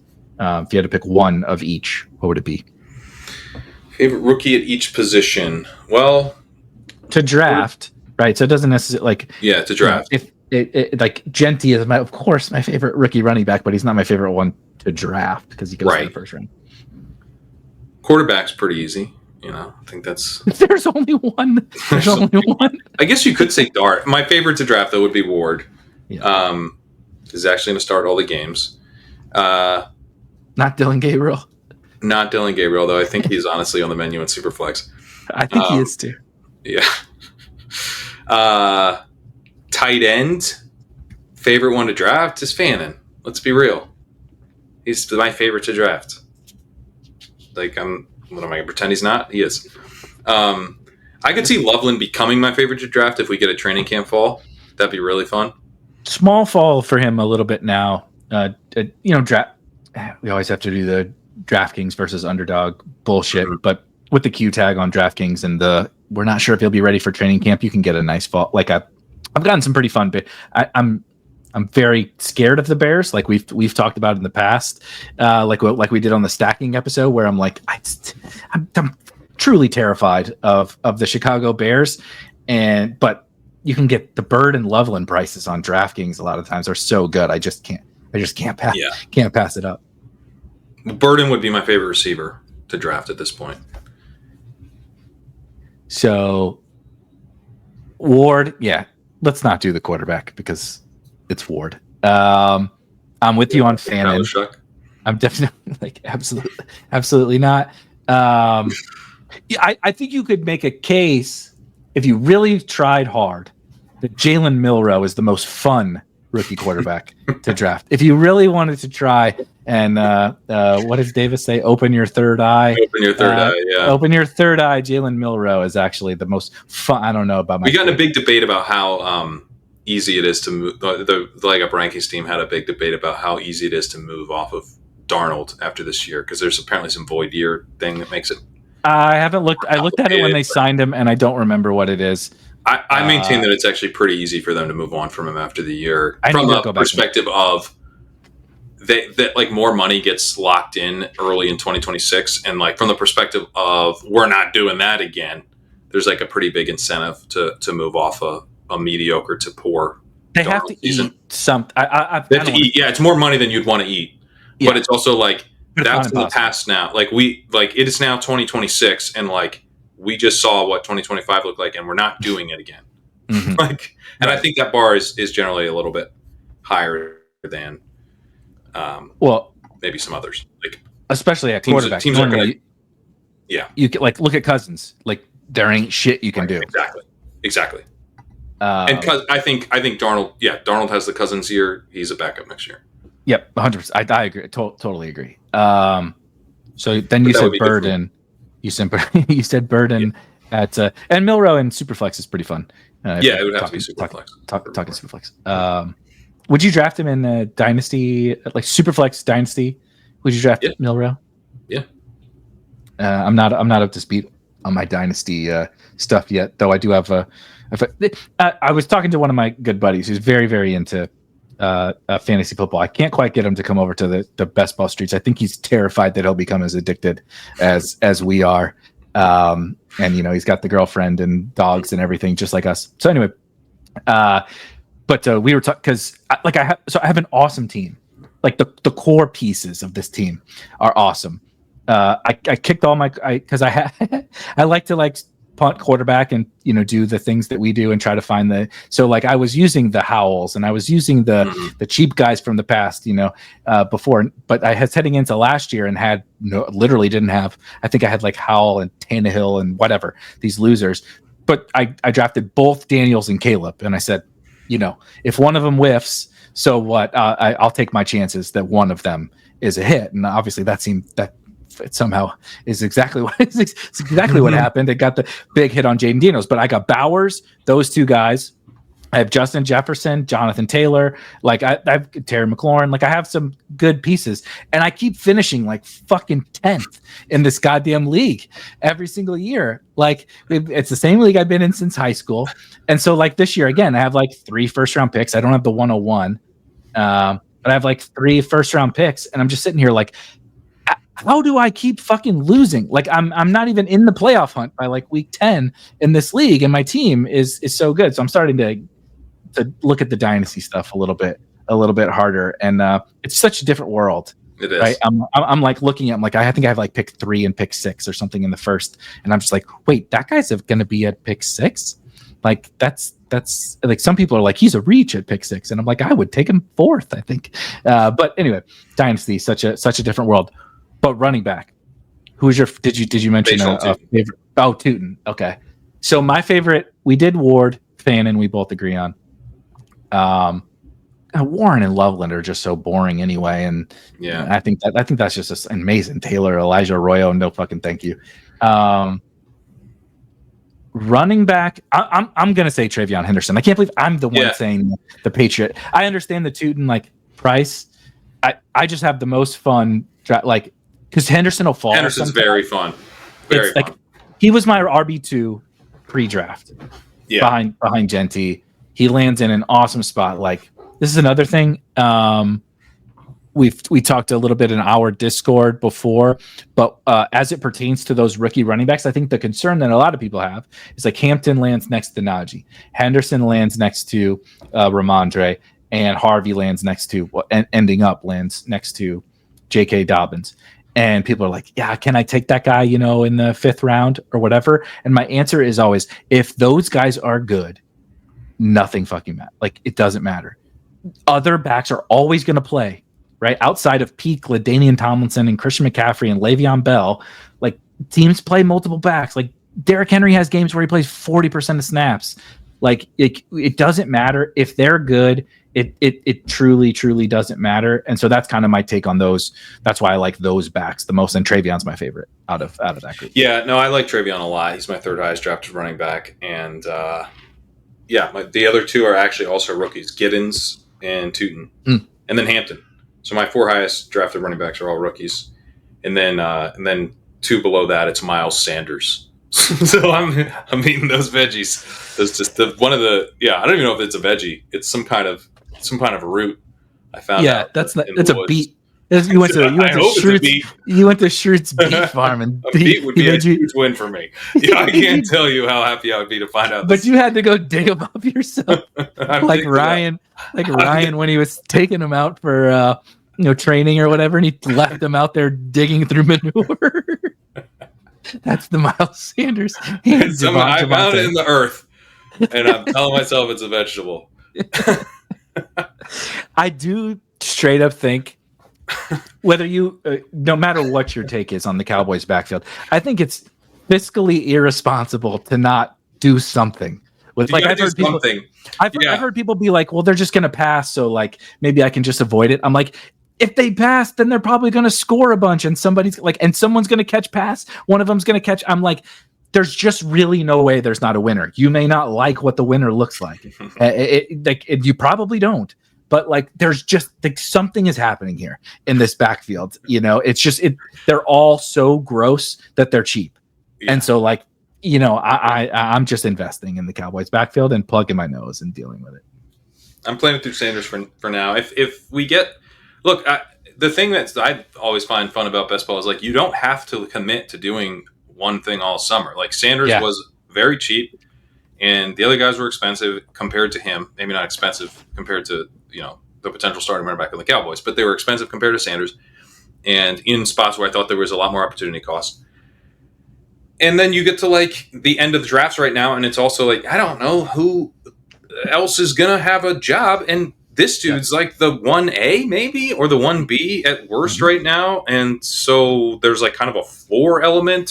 I respect that there's really never a floor with Miles Sanders these days, but there's like the path to playing time for the price is great. So let me just do that, and then also I don't have to do it later. I don't. Maybe I will, but I don't have to. I'm not committing to it.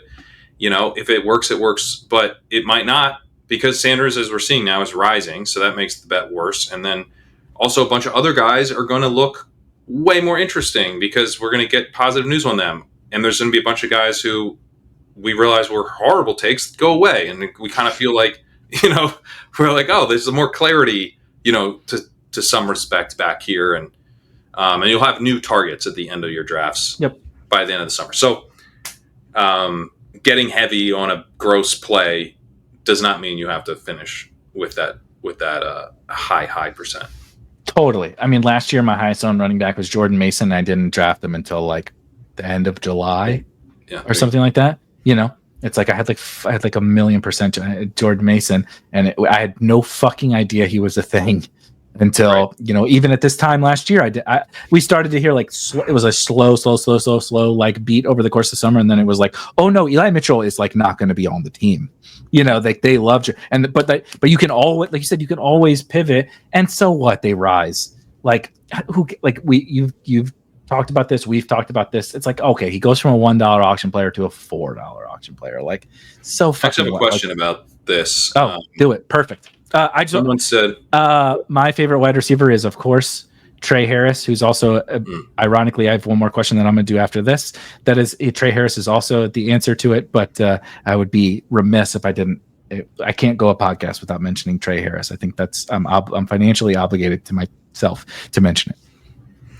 The question was, if you knew an 18th round pick would perform as a 10th rounder, how much would you take? What about 8th or 13th? I guess perform as a 10th rounder is such a difficult question. Like when I first read this, I think I interpreted it as like would like basically close as a 10th rounder, but I don't think that's what he's asking. No, like they perform at the same rate. A double. Yeah. It's a double. It's not a home run. It's a double. It's not Kyron. It's not Bucky. It's not Tank Dell. Right? It's not that. I think I'd have close to 100%. I think so too. You just take that.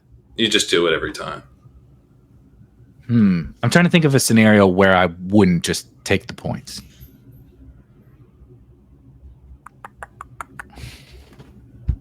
What about total? What about cumulative score, like drafters or the marathon? No, I would do it there too. I think. Is there any point in avoiding? Well, so the hard part is if the rule says I can only take him in the 18th round. Because if I can move him around and get other guys, then I'm just like, sure. Well, you could do that. You could do it with the other picks. You could reach for an 18th rounder. In the 17th, true. So the answer's 100. Yeah, you just do it every time. Yeah.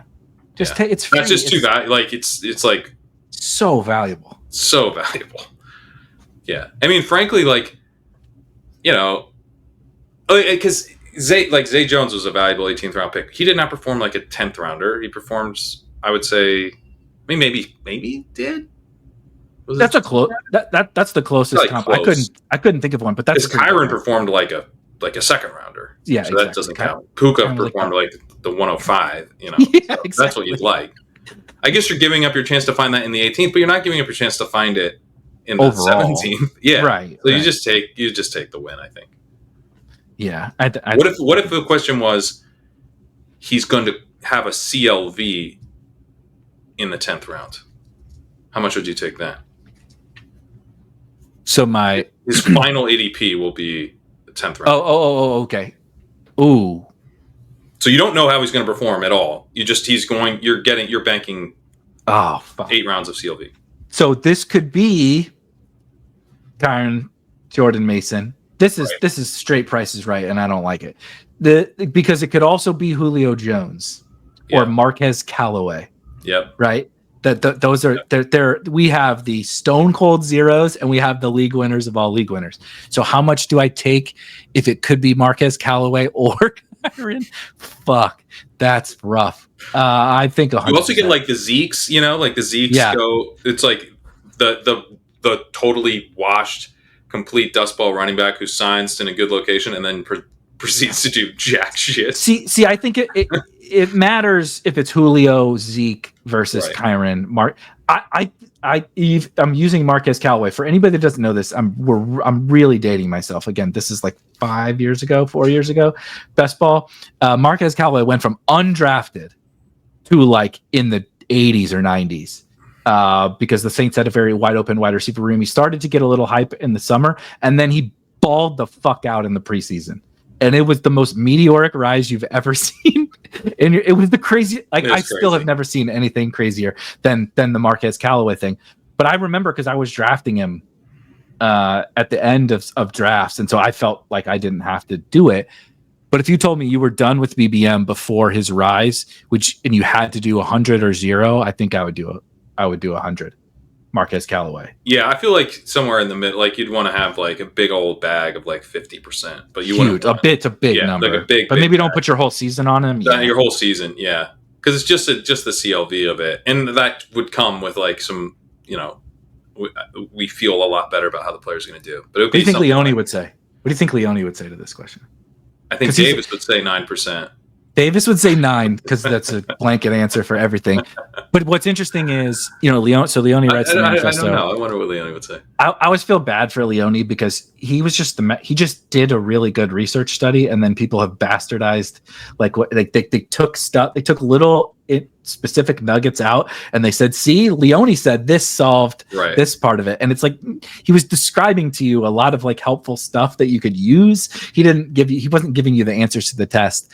But like a lot of the research that he just done is how valuable CLV is, but he's also a little bit more of a flat exposure type guy and not wanting to take those kind of big stands. So if you said you could get a guy in the 18th round who when it closes is going to be a 10th rounder, the CLV part of that would say you need to have an absolute monster bag, but your other kind of pillars that you draft by would say, well, don't be irresponsible, right? You got the devil and the angel on your shoulders type of situation. That would be. And I agree with you. It matters on the type of player there.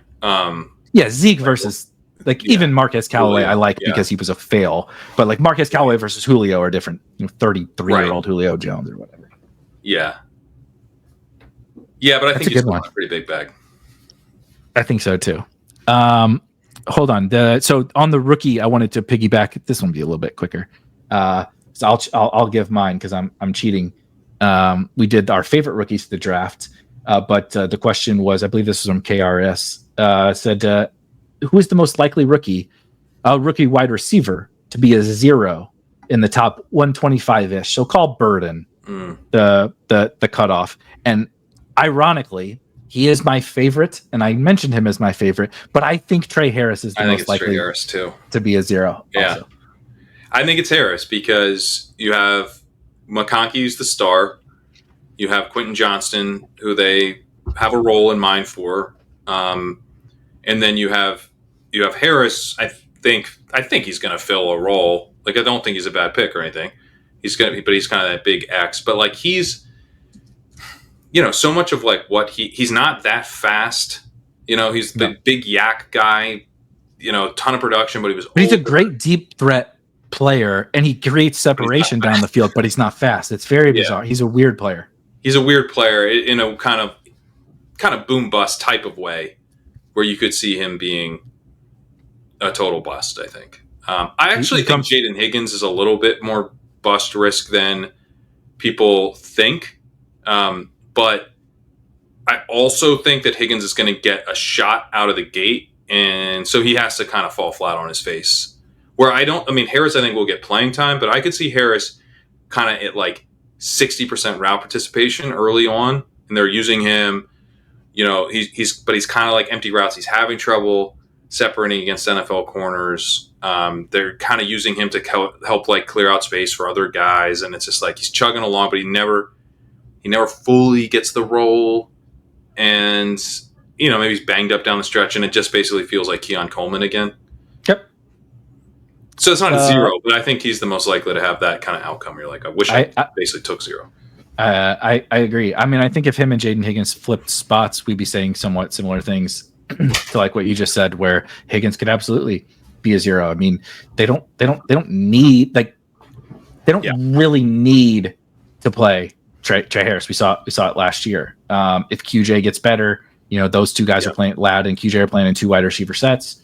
The hope is that Trey Harris, they're going to run a ton of 3 wide receiver sets, but you also just have he was continually hurt in college.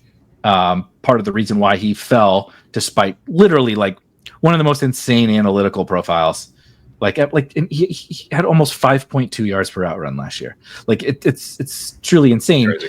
But it's a small, right? Why is it scary? Because that's a small sample, because he missed so much time.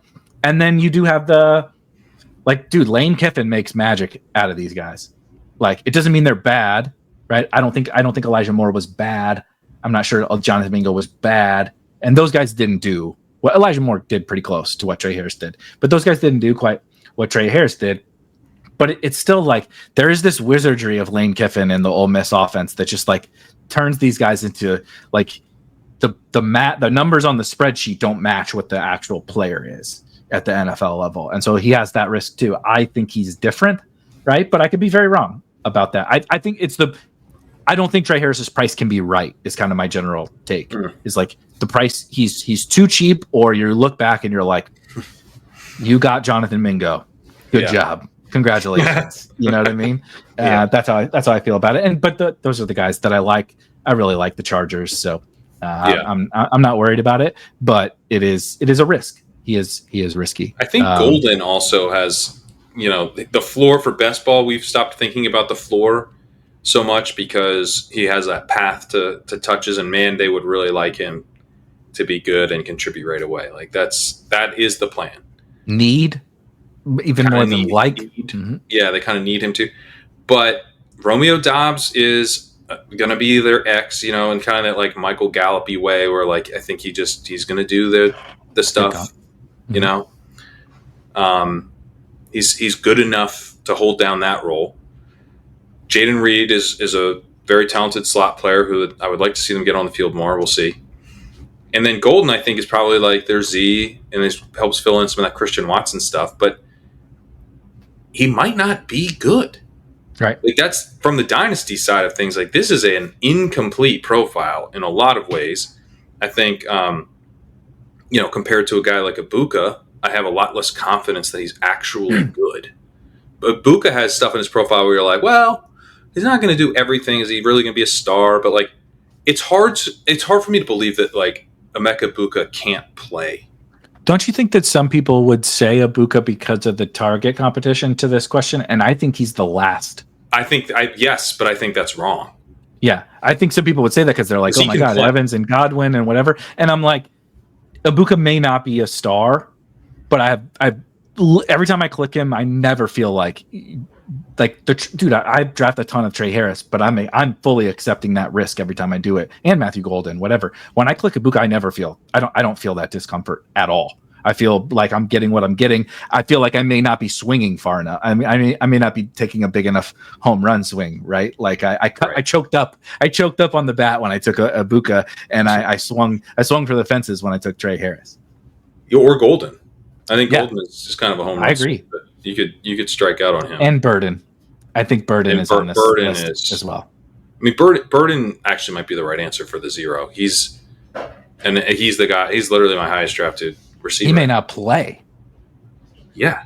Like, I mean, I think he will, and I hope he will. And like, he has a wider range, I think, than Trey Harris does. I still think I would put Trey Harris as the most likely 0 because Ladd exists in that offense, which is like an issue. But Burden could be the best player on the Bears offense, and Burden could never touch the field for the Bears. Burden has that Quentin Johnston level, like, oh no, like he's nothing. Yep. Like rookie season type of, Rager, Johnston, Rager. Yep. Yeah, the full. But he's that same like boom bust 3-year profile where you're like, we're in because of what the upside could look like. We get 2 years ago. 2 years ago he looked like he was locked in first rounder, but then there's concerns about like how committed he is to and like there's some injury red flags in the profile, and that's already popped up. Apparently his coach was a total hard ass, which we didn't realize a month ago. Yeah. So there's like a lot of the Erik Bieniemy vibes from Ben Johnson. I did not. That's not what I realized we were getting ourselves into. Yeah, and then you have he's kind of gadgety in some of his deployment. There's a bunch of ways it goes wrong for Burden, but also he might be the best receiver in this class. Mm-hmm. From Travis Hunter, maybe as a cornerback type of. But that wasn't even close to a hot take a year ago. That was like closer to the consensus. That was sort of consensus, right? It was T-Mac. It was T-Mac and Burden. You were like, who's going to go, first? And now obviously Travis. I still think they were. Even if people said Travis Hunter takes this leap, the defensive part of it is hard to factor into where they go in the NFL draft. But it was slam dunk.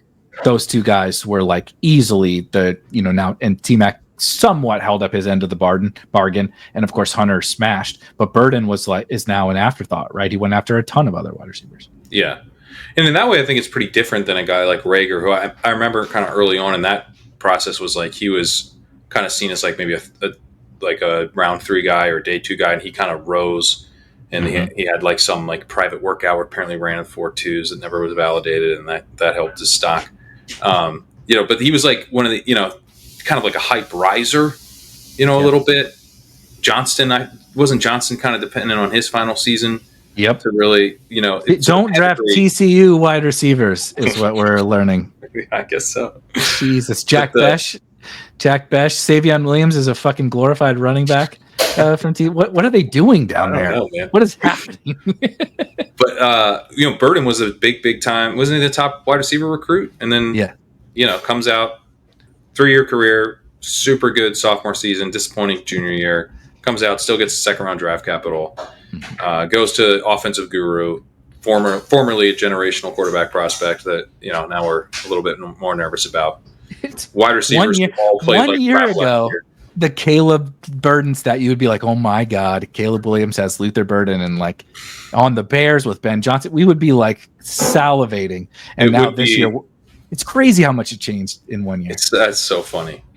Yeah, I mean, like these dudes barely or weren't outperforming Keenan Allen in yards per route run. Pequod's Pizza, Keenan Allen doing commercials for him, and now can't find a new team. He can't even get a contract. And it's like their efficiency was basically his, and now you've got this exciting upside swing. So yeah, I mean he's just so boom bust in a way that I think maybe isn't a perfect fit for best ball, much better fit for redraft, but at some point just having that much ceiling available is a good fit for best ball. Like we thought this was over. We thought getting like a Garrett Wilson level hit in like the 9th was a thing of the past. I think that this could be that. Yep. This could be that Garrett, like, oh, how did we let that happen?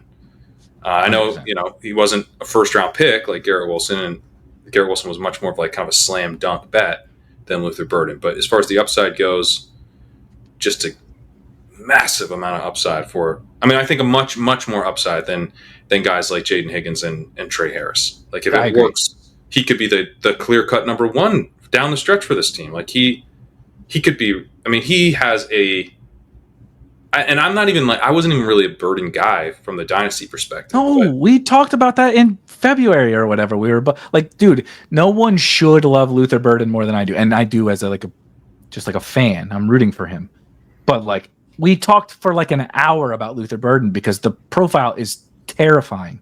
You're like, what the fuck happened? Like, someone explain what just happened, and it's like no one even can really explain it. He probably can't even explain it. Yeah. So we'll see, but I think he's a fun one. Yeah, he's so boom bust, but he's now so cheap and so boom that I think you gotta be at least somewhat in. I agree. I got one more. If you got, I have several. So sorry to the folks that we're not going to get to, but if you got time for one more, I got one more that I like. If you can, if you have another one, feel free. I think one more is probably all I got to. Go for it. So, all right. Here's this. This is not a question exactly, because it's basically just a case. This guy really likes Jauan Jennings, but he's saying, is Jauan Jennings the next Cooper Kupp style breakout? And then lays out some interesting qualifications. Appears to be the number one on his own team. Good peripherals and advanced metrics. Last year references his first reads per route run and first downs per route run is what he references, but also his first reads were strong.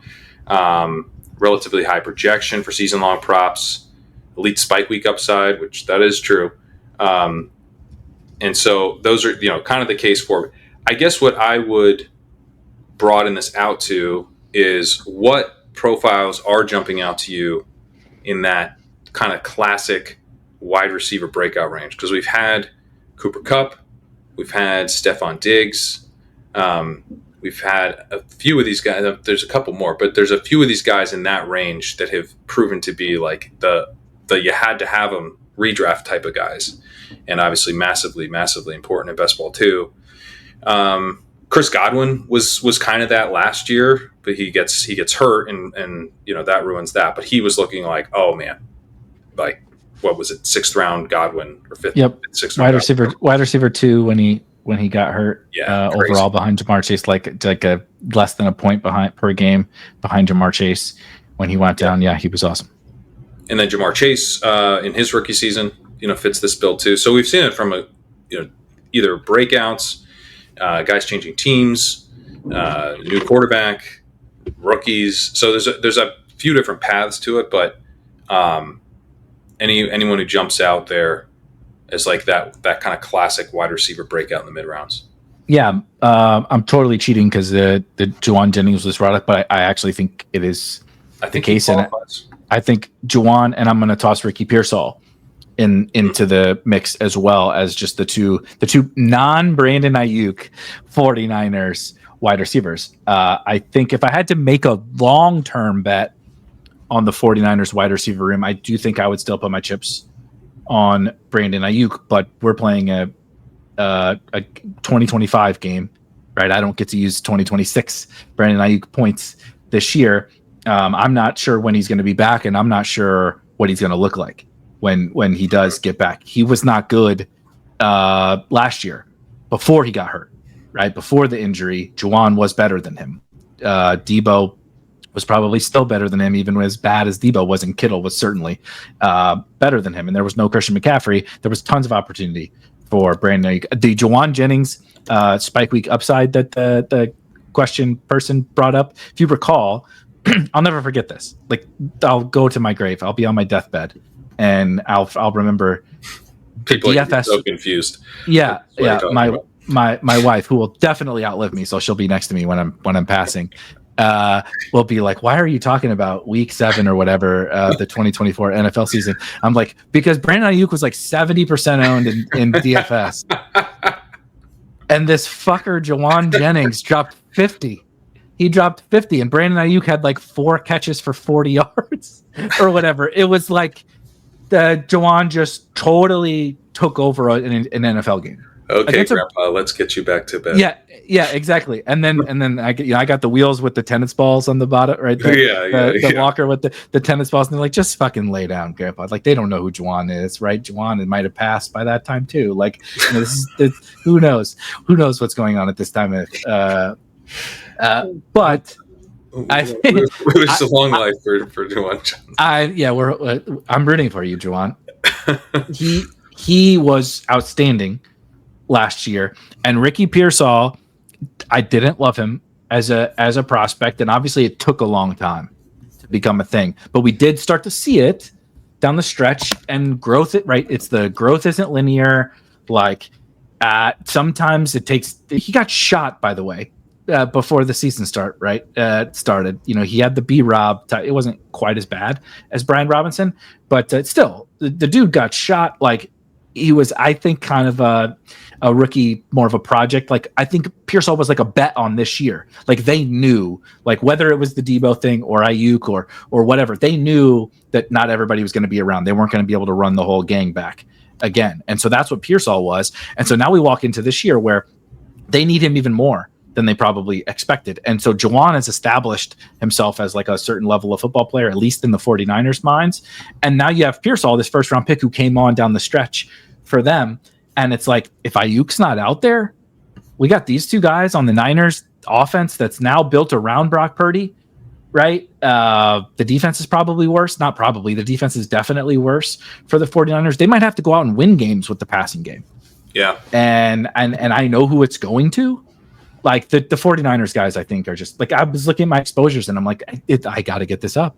And I'm overweight both of them, but I think Jauan and Pearsall both are awesome clicks. Even though I'm more comfortable in who Jauan is right now as a football player, but Ricky Pearsall, like at that price, is just, to me, it screams of the JMO, the JSN, those kind of guys from last year, where we're like, how good is this guy really? That's funny because I did not like those guys as much, and I don't like Pearsall very much. So it is, but it's because we haven't. Yeah, it's that. You don't have anything to latch onto. It's kind of a leap of faith.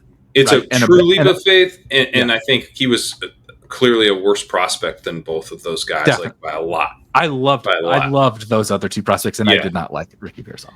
Yeah, and I was really in on Pearsall last year because I thought you're getting like the draft capital per round of value or whatever, per cost is just too good to pass up. And I don't know how it's going to happen, but like by the end of the season, he might find a way onto the field and they're going to see what they have. So, and he got shot and it still happened. So, I think it's not that I'm out on Pearsall in a way. I kind of want to feel like, he's one of my guys, but he's not really one of my guys from like, I think he's going to be really good. It's just, if you price something cheap enough, I'll buy it. Where would you put this on the 60-40? Where would you put Pearsall on the 60-40 to go to the earlier conversation? Where would he, like, how would he factor in that? Because that's kind of what I think about. I didn't like Pearsall as a prospect at all, but I just see this situation with a sliver of what we saw last year, and the 49ers ecosystem type stuff, where I'm just like, he was a first round pick. What if I'm wrong? And this crazy season, but like you said, it feels like 60-40, 55-45 or whatever, something like that. Yeah, to me, it's the downside of, we actually have a long history of Kyle Shanahan being like, oh, nope, I was wrong about that, and moving on now. So if he wasn't that efficient last year, now he was shot. He was a rookie. It took him a while to ramp up, but 1.31 yards per route run last season. And so you kind of get that like JSN level, like rookie season, right? Or Rome Odunze kind of had similar, like Rome Odunze was even worse, but you have that similar kind of like, that's not the efficiency we're looking for from these guys. But Rome was a better prospect. JSN was a much better prospect. And now there's opportunity in front of him, but I don't know that opportunity is like locked in. Like Ayuk's going to be back, and so down the stretch, he could actually be losing work. I really wouldn't be that surprised if like Jacob Cowing is playing over him by the end. I do draft Jacob Cowing. The drum beat is nice on Jacob Cowing, but that's not great for Pearsall. Like I actually feel pretty good about Jennings because like he was really good last year, and he had like a good role supported by first reads. Like he was a key piece of what they were doing, and I think will be as well this year.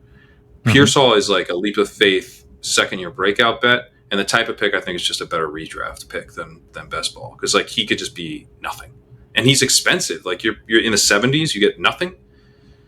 I don't know. That's where I see. I find it hard to believe we get nothing with him, but maybe I'm wrong.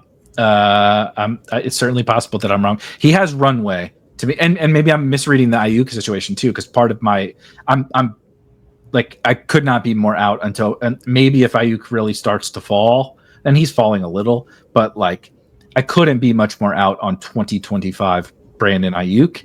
And I do like Jacob Cowing. I really like Jacob Cowing as a prospect. Notably, Tet McMillan called Jacob Cowing the best wide receiver he's ever played with. Now, I haven't gone through the list of who T-Mac has played with. Maybe the list is not very impressive. A bad thing. Yeah, I don't know if that's good or bad. I don't know if that's good or bad. But he just came out the other day. It's like there's been a bunch of Cowing like hype coming out, and I was like, oh man, this Cowing's interesting. He's shifty. The alternative. He's a slot only, which is potentially, Pearsall would have to move outside. Then that becomes an Ayuk problem, right? When Ayuk comes back, if Cowing is better in the slot than Pearsall, and Pearsall has to beat out Ayuk, that's a problem. But it's Demarcus Robinson that's the next guy. So it's really Jacob Cowing to me that is the competition, and the Brandon Ayuk injury. So I do think there's runway for Ricky Pearsall. I think it'll be one of those, if we do another in-season pod and it's like week 6 and Pearsall hasn't done anything, you're like, it's over. Like it's over for when Ayuk comes back in, it's over. But if he's taking that opportunity and running with it, it's like, oh boy, what's up? What's up with Ayuk? Like what are we gonna? What's the transition plan with Ayuk? Maybe Cowing's popping and Pearsall's popping. It's like, oh boy, like the 49ers got some stuff going here. Why did they re-sign Brandon Ayuk for all that money again? By the way, like it's a fascinating situation, and I think I'm just so in on this 49ers passing game and offense as a whole that I'm willing to kind of to take that leap of faith. Like I acknowledge it's a leap of faith, but I'm willing to take it a little more than you are. I think. I understand that the answer in pretty much every case here is going to be upside, but like, why is he going ahead of Jaden Reed? Why is he going ahead of Khalil Shakir? Like Khalil Shakir is like a slot guy who's the number one on his team, and that team is the Bills. And we like Shakir actually. We have to take the leap of faith with Pearsall over that. Like there is Pearsall has at his current price an element of like he could be anything, even guys he's going ahead of in ADP. Like why don't we just take Jaden Reed? Jaden Reed. But if Jaden Reed was on the Niners, how much does the Niners factor in at all to you? Because not that much. Yeah, it doesn't factor in that much to me. I mean, I think I'm factoring the floor in. The floor is a good coach. Love is a pretty good quarterback. There's targets available. Like we don't know for sure that Golden's any good.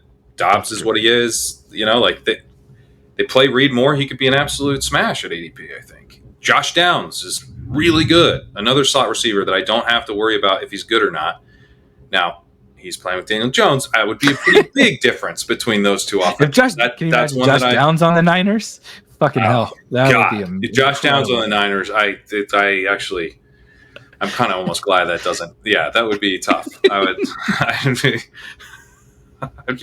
We wouldn't be potting right now. I'd be drafting. If we would be potting, I'd just be really distracted. Yeah, we would be potting, but you wouldn't get very many good answers. Yeah. Hang on. Oh, yeah, that's a good point, Eric. So yeah, I don't know. It's not that like I think he's probably like around overvalued, but it's just in that particular round, there's lots of receivers who I'm like, oh, this guy's pretty solid, and this guy kind of fits what I'm doing. I'd rather have him than like Michael Pittman. Yeah, but like not by a lot because Michael Pittman I know for sure is gonna like be able to. He will be able to get open sufficiently to earn targets. If those targets are coming from Anthony Richardson, he's in trouble. If they're coming from Daniel Jones, he might be a pretty big hit. But he's not. But he doesn't really have that much upside. So that's where that's the line of like, yeah, definitely take Pearsall over Pittman. But it's closer. Like that's like the range where I'd be like, I'd definitely take him over like Darnell Mooney. Like that's not close. Like I'd happily take Pearsall at that point. But yeah, there's dudes where I'm like, these guys also have upside. I think they're better or significantly better as players, or like in Shakir's case, like the hope is that he becomes Shakir, right? Isn't that kind of the hope with Pearsall, that he is Shakir? Yes, Shakir plus. I would Yeah, say okay, Shakir plus. Shakir in not the current version of the Bills offense, right. which is also, by the way, a reason to draft Khalil Shakir, because if you get Khalil Shakir and the Bills are not the current version, right? They're the old version, right? So I agree. I agree with that totally. I don't think Shakir's a smash or anything. He's just I think he's a pretty solid pick at ADP, and I think he's a good football player. He's a good football player. He's a good football player. Khalil Shakir, Josh Downs, Jaden Reed, they're good football players. They need something to happen that is.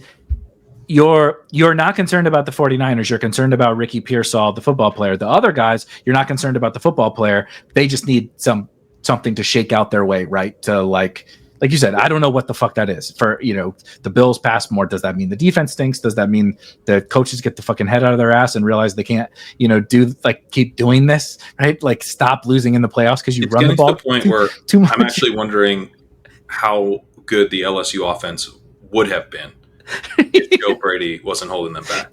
Which is hilarious because it's like the best at college offense of all time. No, he and you're like, they would have scored 100 points a game. They were playing Madden. They were playing Madden on easy mode, and Joe Brady could only score 40 points a game. Like, what the fuck, man? Yeah, that he held that offense back. I'm now convinced.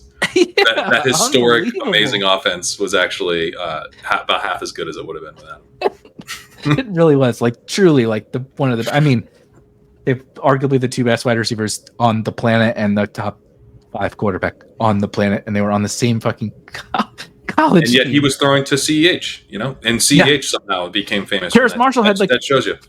Harris Marshall had like 14 touchdowns or whatever on now there was plenty to go around, but still, Randy Moss's kid. Jesus Christ. Did you mention? So I did the 49ers wide receivers. I cheated and stole Jauan, but I'm glad I tossed Pearsall in there. No, it's good.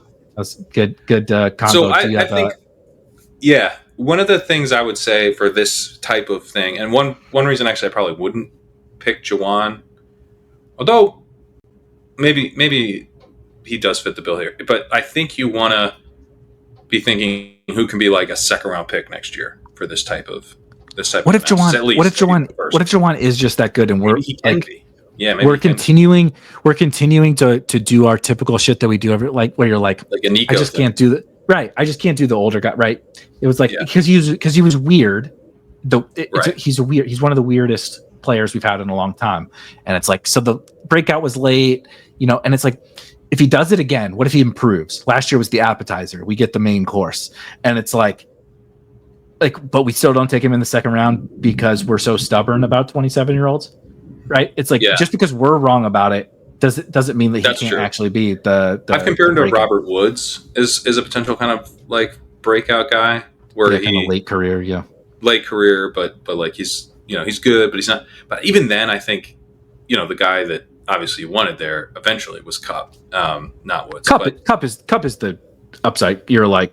But Cup was better than Jauan.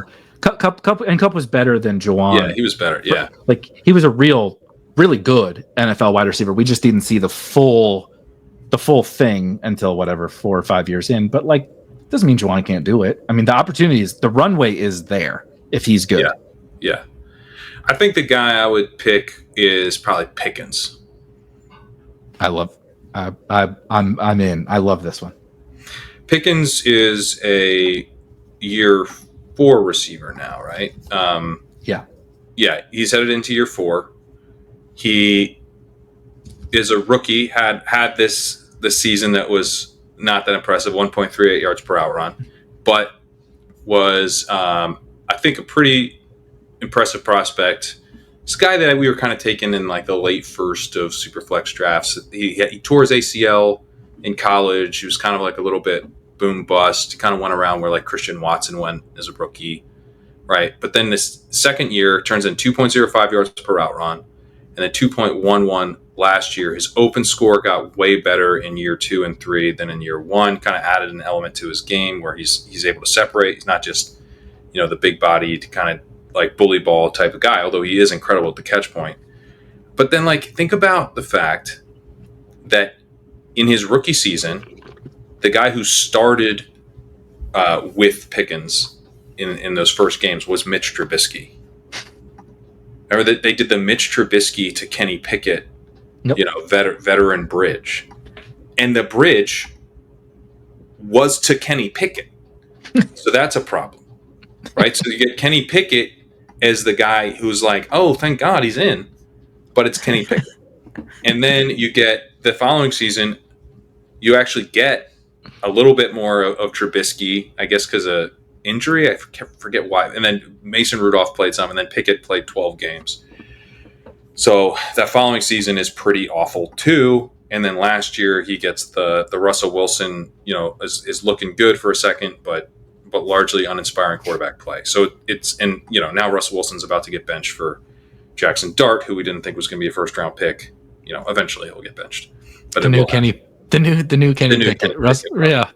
The world of time is a flat circle, right, or whatever the hell the phrase is. Yeah. So this dude is about to move from his best quarterback he ever played with was utterly washed Russell Wilson, or depending on how you feel about Justin Fields for a few games.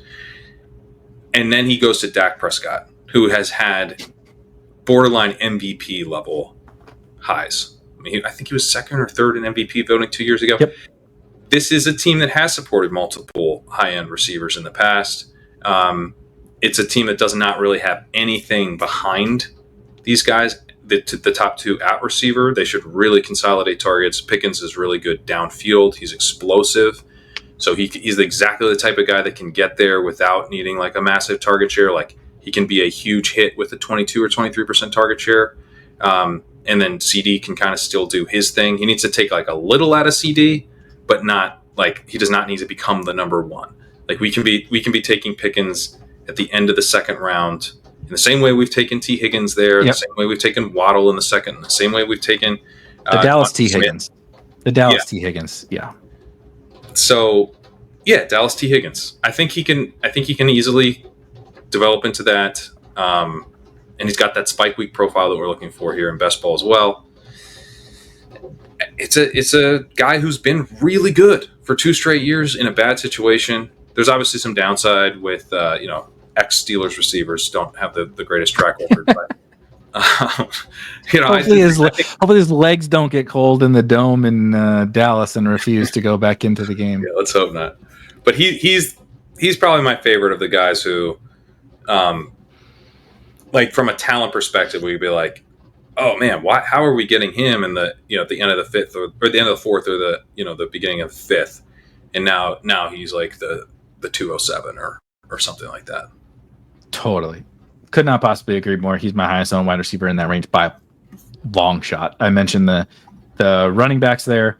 So you get like I make a priority for Kittle, make a priority for Jalen Hurts, I make a priority for the rookie running backs, right, from Hampton on down to whether it's Harvey or Henderson, and then the other wide receivers are fine, but George Pickens is the one that does. Just every time I get to that range, I'm like, he just pops off the screen. He reeks of. This is a wide receiver breakout question, but of like what Gretsch used to call small miss, big win player. It's like he doesn't need to break out. If George Pickens is just kind of what everybody thinks George Pickens is, which is a solid wide receiver too, it's like that seems fine. Like I'm fine with that on my teams, right? The solid wide receiver 2 on this Dallas offense next to CD seems good. If George Pickens is as good as the Pickens Bulls have thought for a long time, where it was like, yes, he is the alpha for the Steelers, right? He is this. Remember all the like George Pickens like college hype of he's such a watch him block, right? He's a fucking asshole, right? Which he very much is. Just a total dick, this prima donna alpha wider. Like if all of that shit is true, like this is a slam dunk. Like he's the best pick here at wide receiver, at least. This range is kind of good. Like I'm realizing now, like this range rocks. Like I got to decide between Hurts and Kittle and Pickens and the rookie. Like, goddamn, man. Like there's a lot of good picks in there. Yeah, there's a lot of good picks in this range. There is a lot of good picks. The other kind of there's 2 guys. One guy I kind of want to say in a similar case, but I don't think the upside is quite high enough. But I do want to give like a little mini shout out to Zay Flowers, who's coming off 2.25 yards per route run. Main competition for targets is clearly in decline. Potentially not going to be starting at tight end anymore, Mark Andrews. And Flowers was his teammate's a Pro Bowler. What are you talking about? He was a first-round pick, got on the field right away as a rookie, was efficient, 1.72 yards per route run, takes a step forward in his second season. I think you have the concerns about his team's passing volume. Lamar not ever really supporting a ton of pass volume there. They're going to be a good team. They're not going to have to pass a ton. But, like, I don't know. I mean, this dude's really good. He's the clear number one on his team. And I think there could be, like, at least a stretch where Flowers is, like, crushing. Like, like maybe by crushing, I mean just, like, a clear-cut, like, wide receiver one. Like, you have Flowers, like, you're starting him every week. Like, we're not a fifth round pick. Not a fifth round pick. And maybe he's more like a 2-3 turn pick the following year or late second. But yeah, I think Flowers, and you can get Flowers in the fifth right now. Mm-hmm. He does fall to the fifth. So I would at least give him a bit of a shout out. And then Hunter comes into the fifth, I think he very clearly, hey, remember the guy who won the Heisman? And he's going to play some cornerback, but it actually turns out he plays a lot of receiver too. And is just a ridiculously high upside guy to have been able to get in the fifth. In that regard, my last guy I wanted to also shout out, because I probably didn't appropriately represent him when I kind of called him like high floor, low ceiling, but another rookie that honestly I would not be shocked if we looked back and we were like, that Emeka Egbuka guy that just so happened to play next to Marvin Harrison and Jeremiah Smith while he was in college. Like, he pulled a BTJ, he pulled a Justin Jefferson, he pulled whatever, and he pulled a Chris Olave or a Garrett Wilson, whichever one you want to, or JSN, however you want to dice up that Ohio State room. We were just like, yeah, he was fucking awesome. And we just like treated him as this boring guy. It's like, the Bucks are awesome. Evans is older, right? Maybe Evans is declining. Godwin is coming back from fracturing dislocating his ankle. Jalen McMillan, who cares? Whatever. He's dusted off, right? Like, what if this guy is just awesome, right? He was a first-round pick. He was awesome at Ohio State. It's just like, how awesome can you be? It very much reminds me of, not stylistically, but the Brian Thomas thing. And I fucked this up so bad, man, with Brian Thomas, where the only reason I kind of like, it was the you got something in your teeth with BTJ for me, where I was just like, I'm not sure, man. Like, he caught a bunch of deep balls, but I think it was kind of like Neighbors like did all the stuff, and then Brian Thomas got to run go routes against, Vanderbilt corners, and I was like, so sure, his yards per route run is good, but they're not really throwing him the ball that much. I was like, no, he's just awesome. Like, he's just also a superstar, right? It's like the Justin Jefferson versus Jamar Chase thing. It's like, no, Jefferson can also be a star, and I think it's possible. I'm not like, that's not my pounds gavel like take, but like, if Egbuka is just awesome, like on this offense. Shit, dude! Yeah. Like, we're getting this price is absolutely insane. So I think he deserves it. A shout too. He's the first round. We're talking about Golden. We're talking about all these other guys. Nobody ever fucking talks about Egbuka ever, like, because he's just treated this like, oh, he's high floor but low ceiling, and it's like that's what we said about Justin Jefferson. That's what we said about like Chris Olave. That's what I said about Chris Olave. Like, that's he definitely fits that. I kind of set the arbitrary thing of like, can he be in the second round, at least the 2-3 turn? Like, yup. Absolutely he can. Yeah. Yes. Yep. With older Mike Evans, older Chris Godwin off an injury, maybe Godwin's never the same, and Evans is aging out, and Egbuka becomes, this is not a great comp because the Evans and Godwin are better than this, but like, why can't he do what Amon-Ra did? And it's just now forever. Took Olave in the second round after his rookie season, why can't he be Chris Olave but be on a better team? Right. Chris Olave without concussion. Without a concussion every other game. Yeah. I like that one. Yeah. So I've really, really come around to him, because I treated him as boring too during college, because it's like he's he's got that dude on the other side of the field, and it's like that doesn't mean he's not awesome. It just means that fucking Jeremiah Smith's over there, man. Like, what are you gonna do? Like, you're playing Chris Carter played with Randy Moss. It didn't mean Chris Carter wasn't a Hall of Famer. It's just Randy Moss is the best wide receiver of all time. You know? Yeah, I also think there's something that with that, like, you know, that skill set is maybe a little bit more valued in the pros, you know, that like his ability to, because I think he can play outside. But he can play in the slot, he can play outside. He's got the versatility. He gets open. He's not as explosive as some of these other guys, which obviously you want that. You do want the explosiveness, but that was the knock on JJ too. That was the knock on JJ. That's the knock on a lot of these guys is they're like, oh yeah, but Jamar, if you've seen Jamar Chase, like 80-yard touchdown on any play. And it's like, well, actually these guys can kind of do it too. You just didn't see it as much as you would hope. Right. Yeah. So I think his game, he has a game that I think will translate well to the pros, and apparently already is. His minicamp stuff is about as bullish as you could hope for. Yeah, it doesn't get much more. But it's nice. You do like it. I'm with you. All right, let's get out of here.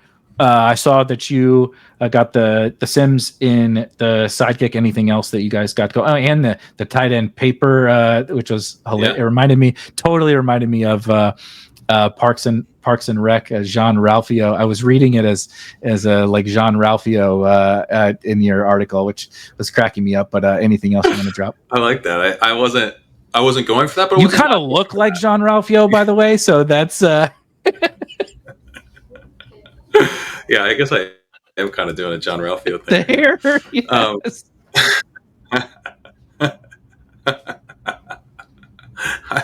It's early seasons John Ralphio before he fully got the hair helmet going. Yeah, before he got famous. Yeah.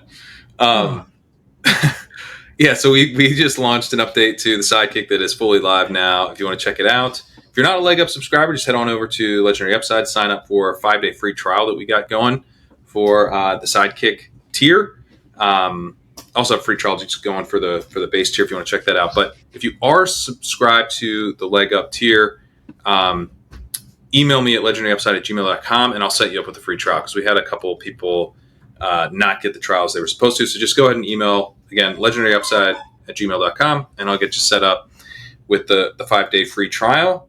And it now supports formats like the Eliminator and Weekly Winners and Superflex and all that stuff, because we're able to use the Sims to actually figure out when to draft these players, as opposed to having to code that all in for every single format. So it's really upgraded everything that we can support, as well as really improving the recommendations overall, and also allowing us to dial in the recommendations for like the specific advanced structure of like the 555 or the big dog compared to PBM. So yeah, just a massive upgrade. Would recommend just giving it a try, checking it out, seeing what you think. LegendaryUpside.com/sidekick. And once you do that, come over to Spike Week. 40% off of the Draft Hacker, and all these things play so perfectly together. If you've listened to us before, you know that.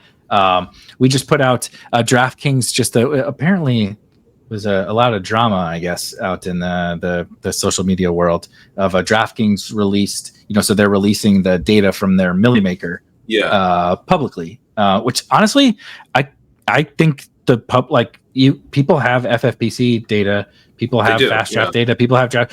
This is not new. It's not like we don't need to be dramatic. I don't think about the release of the data. I think the timing and the way that they did it is very, very DraftKings and fucking stupid to just like randomly drop it at the end of June with no warning, and that was very, very stupid. But I don't see any. I think the transparency and all that is totally fine and kind of becoming an industry standard. So I think that is fine. We got that data into our what we call Tournament DB. So you can go in and look. You can see however many 220,000 teams that have been drafted in the Millie so far. You could look at all of them individually if you want, but you can also search, right? You can search out. I love to look at the Jamar Chase teams, just everyone, if you'd like a chuckle every once in a while, to see the overlap on Jamar. It's insane. It's absolutely insane. Just go to Tournament DB, go to the draft board, and punch in Jamar Chase, and there's so many guys on the right side of the board that are 0 or 1% with Jamar Chase, and a bunch of dudes who are 20+% on the left side of the board with Jamar Chase. And obviously there's tons of nuances with all of that.